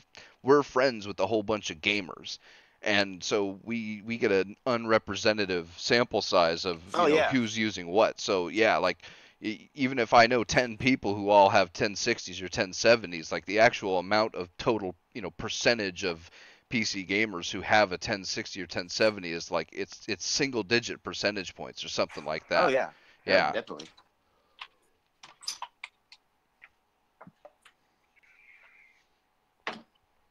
Uh, yeah, like I said, just some real interesting like different numbers and stuff like that. Gave a little insight into some of that stuff. And also with their future stuff, how they're doing scalability with they're going to start doing what they did with Ryzen and Epic and all that, where you can just keep adding more cores. They're going to start doing that with their graphics side. And they're going to try and translate that to consoles, because with DirectX 12 makes it easy to leverage that kind of architecture. So it'll be a lot easier for them to sell either Sony or Microsoft, or they can say, well, look, instead of doubling the size of the die to try and get you like an 8-core 4 gigahertz with a Vega-ish type GPU, what we can do is put 4 smaller dies, like in a Ryzen or an Epic or whatever, which are way cheaper to make because the amount that you lose on the actual silicon wafer is a lot less the smaller the die you have. And so if they can start doing that, it'll start drastically lowering the cost per unit that AMD will be selling to both Microsoft and Sony. But AMD pretty much has the console market on lock besides Nintendo at this point. I mean, because they've got AMD architecture in last gen console. Well, not last gen because of the cell processor, but they definitely have PS4 and Xbox One full AMD. And the only thing that's really out of the ordinary is the NVIDIA chip that the Switch has. Other than that, it would be like they would pretty much have the console market on lock. I think it's going to be hard to get Nintendo to agree to it because they always do some weird shit. Oh yeah, So, there was nothing about that. I don't think they're going to try and go for Nintendo because Nintendo's always done their own thing. Yeah, but I think the big thing was trying to leverage this, because right now it's hard to get people to switch to DirectX 12 because especially on the PC side, there's no advantage for Nvidia. And as of right now, there aren't a whole lot of advantages on console because everybody's still so used to DirectX 11. But Well, I mean, most of the games are still made in DirectX 11. right. But if AMD say goes to Microsoft and Sony for the PS4 or excuse me, the PS5 and the Xbox One X, One X, right? And says, "Look, you're going to have to get your developers to start working with DirectX 12, but we'll be able to sell you a CPU, GPU, whatever, combination chipset that's twice as powerful for the same exact cost that we're selling it to you now." That'd be a hell of an incentive for both Sony and Microsoft to then go to the developers and say, "Look, this is the stuff we're putting in it, so you guys are going to have to start really getting used to DirectX 12." You know what I mean?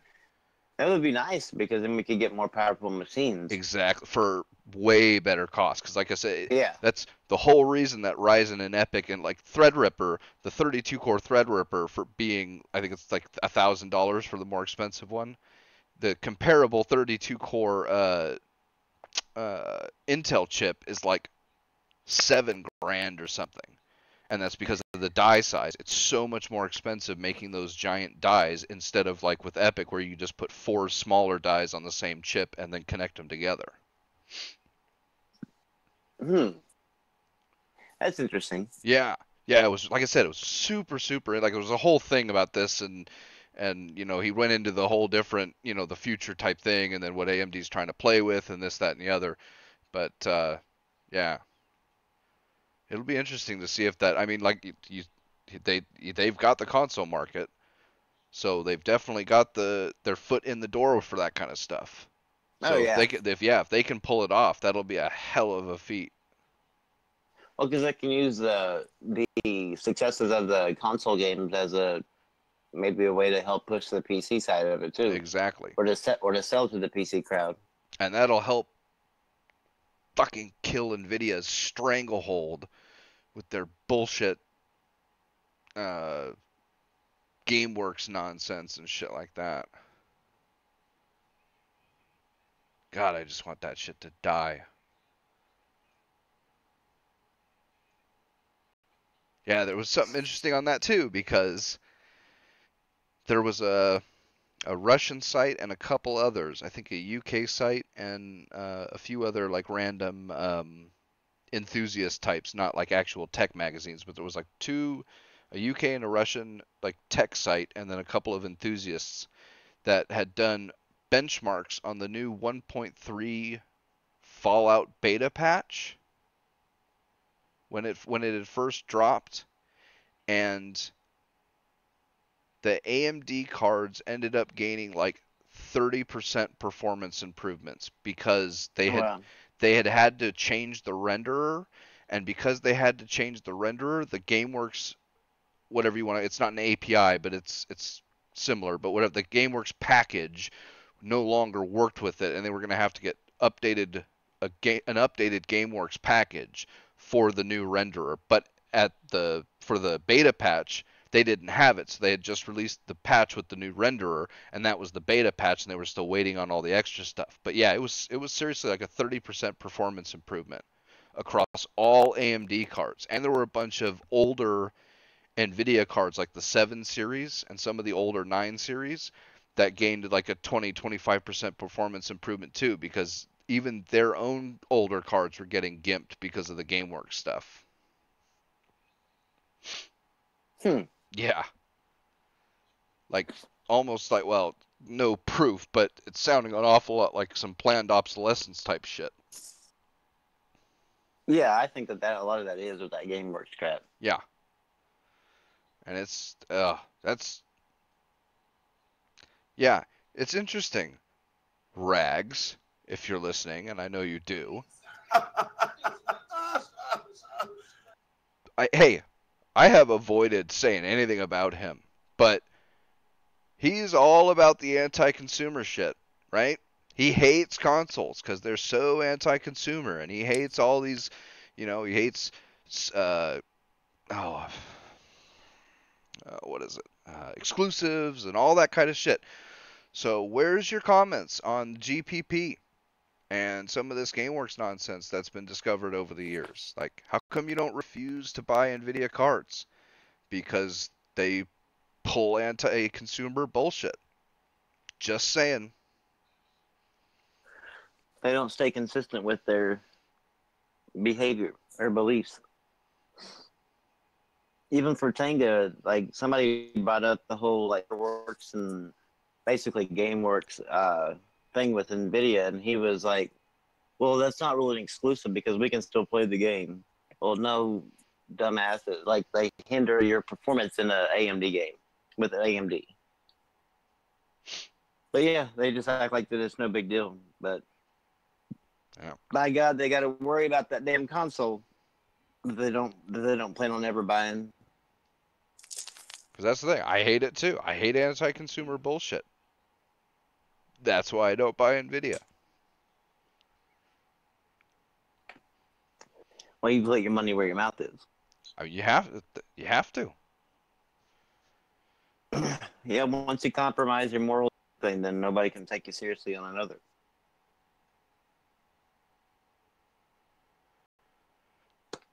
I think half of their shit is just simply, let's do it for the views. No, I don't want to say anything like that. It's certainly No, possible. I mean, or whatever. Well, I mean, if it wasn't, then I mean, wouldn't they stay consistent with their belief system? Well, he's a young kid. I think he's like mid-20s. I don't know. I know he's pretty young. He's not even mid-20s. Yeah, early 20s, right? So, he does, obviously he was never around for all the earlier NVIDIA bullshit that had happened and stuff like that. And, that's the thing. I wouldn't even really care if he had bought, because he's got, two 1080 Ti's or some silly shit like that. I wouldn't even care if he bought it, because if he wanted the top performance, well, you got to get those too. But my wife just walked in. I'll be right back. But he could at least call them out on their nonsense. Yeah. I mean, he has a platform to do it. Exactly. And the GPP story, that's blatant shit. And that's been out for months now. And there are lots of good... I mean, Gamers Nexus did a whole data drop of all their shit that they were collecting together for a big story. And then there's the original hardware... what's the name of that dude's site? I can't remember. Hardware O something. But,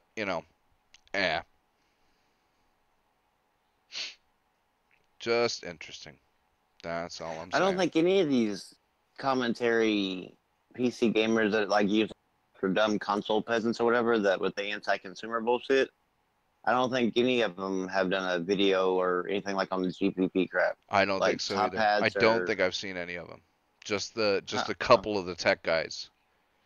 Yeah, the ones that actually deal with just the PC and even then, there's only a couple of the tech guys that did it too. There were a whole bunch of tech channels that didn't say shit.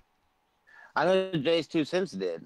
Yeah, Jay's 2 Cents, Gamers Nexus, Adored TV, obviously, and I think there was a couple other smaller ones. But I don't think. What about Linus? I don't think Linus did, or if they did, it was just kind of a passing.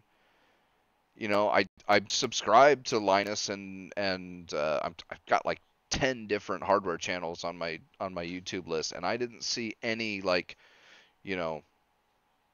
holy shit, here's the Jeep. It was all like way after the fact, like the whole like month and a half after or something like that, when it had already been dropped or something like that.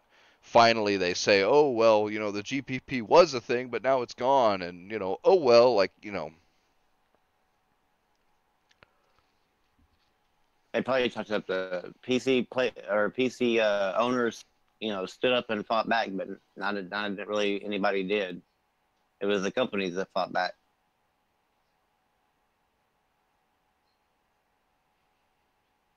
Yeah.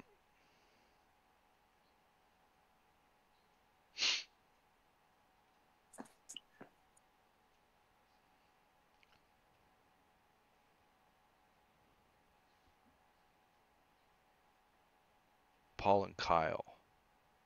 Who are Paul and Kyle, Shadowkin? I know those names.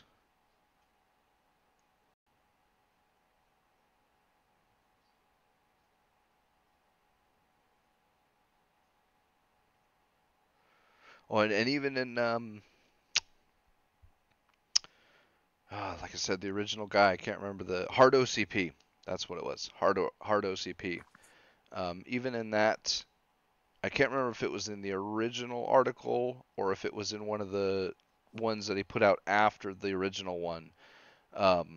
He said that he had talked to a whole bunch of the different either tech outlets, especially places like Tom's Hardware and shit like that, and then a couple of the YouTube tech journalism spots.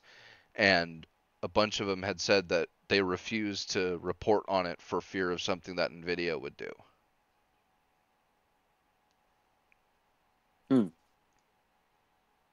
See, I'm wondering if that's the reason why a lot of the tech channels didn't speak out. You know? Worried that they weren't going to get, they were going to cause friction between that and one of their partners. Paul's Hardware and Bitwit. It's a Bitwit. I'm not. I am subscribed to Paul's Hardware. I'm not subscribed to Bitwit. Oh, actually, I might be. I've never heard of Bitwit. I think that's one of the ones that I don't usually watch, but I might.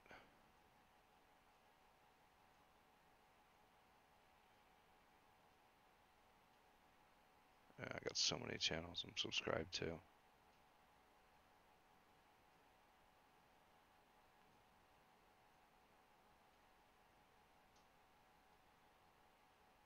Maybe not.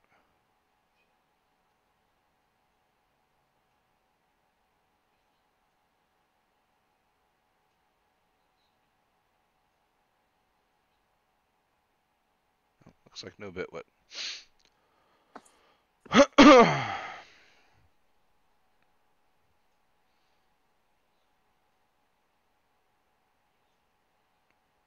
But yeah, I'm not really seeing much. yeah, there was all the little announcements. Yeah. A bunch of stuff delayed and shit like that, but yeah, not a lot of big stuff. Yeah, it's tough, Shadowkin, because and actually Adore talked about this in some of the videos that he did, where it's NVIDIA is a lot more. Obviously, this is rumory type stuff, not something official, but he has it on good authority from a bunch of different people that work at some of these tech outlets that NVIDIA is a lot more vengeful, you could say, or something like that. When it comes to somebody bad mouthing them, to where if they cut you out, it's a lot more permanent. Whereas if you piss off AMD, they might cut you out for 1 or 2 product releases, but then somebody personnel changes or something like that happens, and they get over it or something. And Hard OCP even alluded to that in a post in the AMD Reddit, where he said he's pretty sure that NVIDIA is just going to cut them out altogether, which will, for all intents and purposes, end that website. Because that's the thing, if you don't have samples for the top products, if you're not getting 1060s, 1070s, 1080s right when, either right when or a couple days after they're released to the rest of them, then you don't have benchmarks up, you don't have overclocking results up, you don't have this, then people go to the other tech sites that do. And NVIDIA's they've got the high-end market, so they've kind of got a stranglehold on all the tech journalism.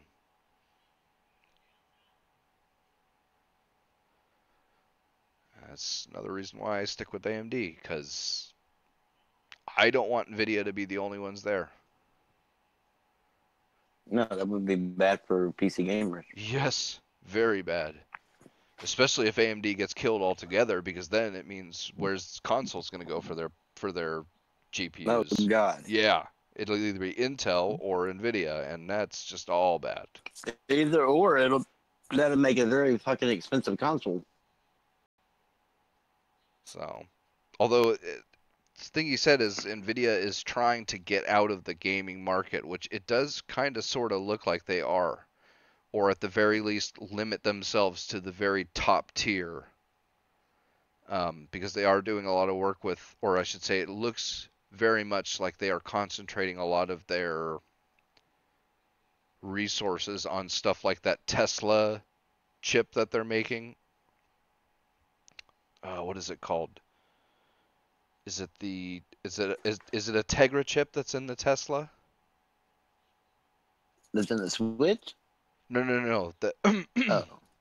I can't remember if the chip that the AI or whatever chip that they're building for Tesla for the cars is named that I the don't know. Tegra. I can't remember if it's still a Tegra or if they're naming it something different. But yeah, they're developing those AI car chips, and then there's the all the data center type chips that they're making, and it seems like they're concentrating a lot more of their business on that end of the market, which does kind of sort of make sense because those are way bigger markets.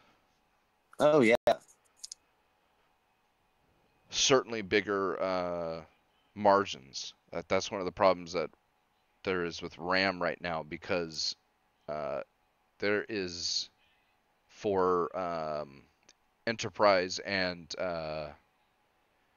basically server markets for RAM, the margins are 60%. So they make 60% profit for every RAM chip that they sell for a stick that's bound for a server farm or something like that. Whereas the margins for consumer PCs is way lower. So they've been dedicating a shitload of their allocation of their factories and shit to nothing but enterprise and server farms, which severely limits the stock of available consumer chips.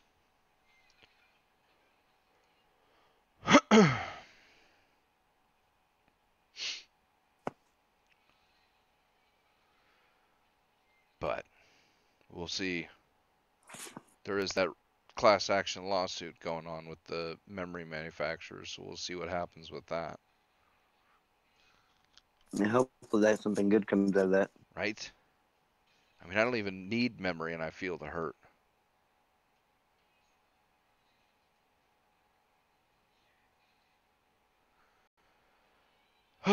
Well, it's almost 11 o'clock for me. It's probably, what, midnight for you? It's 1 o'clock for me. 1 o'clock, shit. Coming up on just over 2.5 hours. I think it's a good time to call it. Yeah, we're gonna have shit to talk about. Yep. Oh. And who knows when Shane will be back. I'm surprised he didn't pop in and go, I'm here. I just listened to y'all. Right? I've been there the whole time. What are you talking about? Yeah. So thanks everybody for listening, and we'll see you guys on Friday. Definitely Friday. Peace.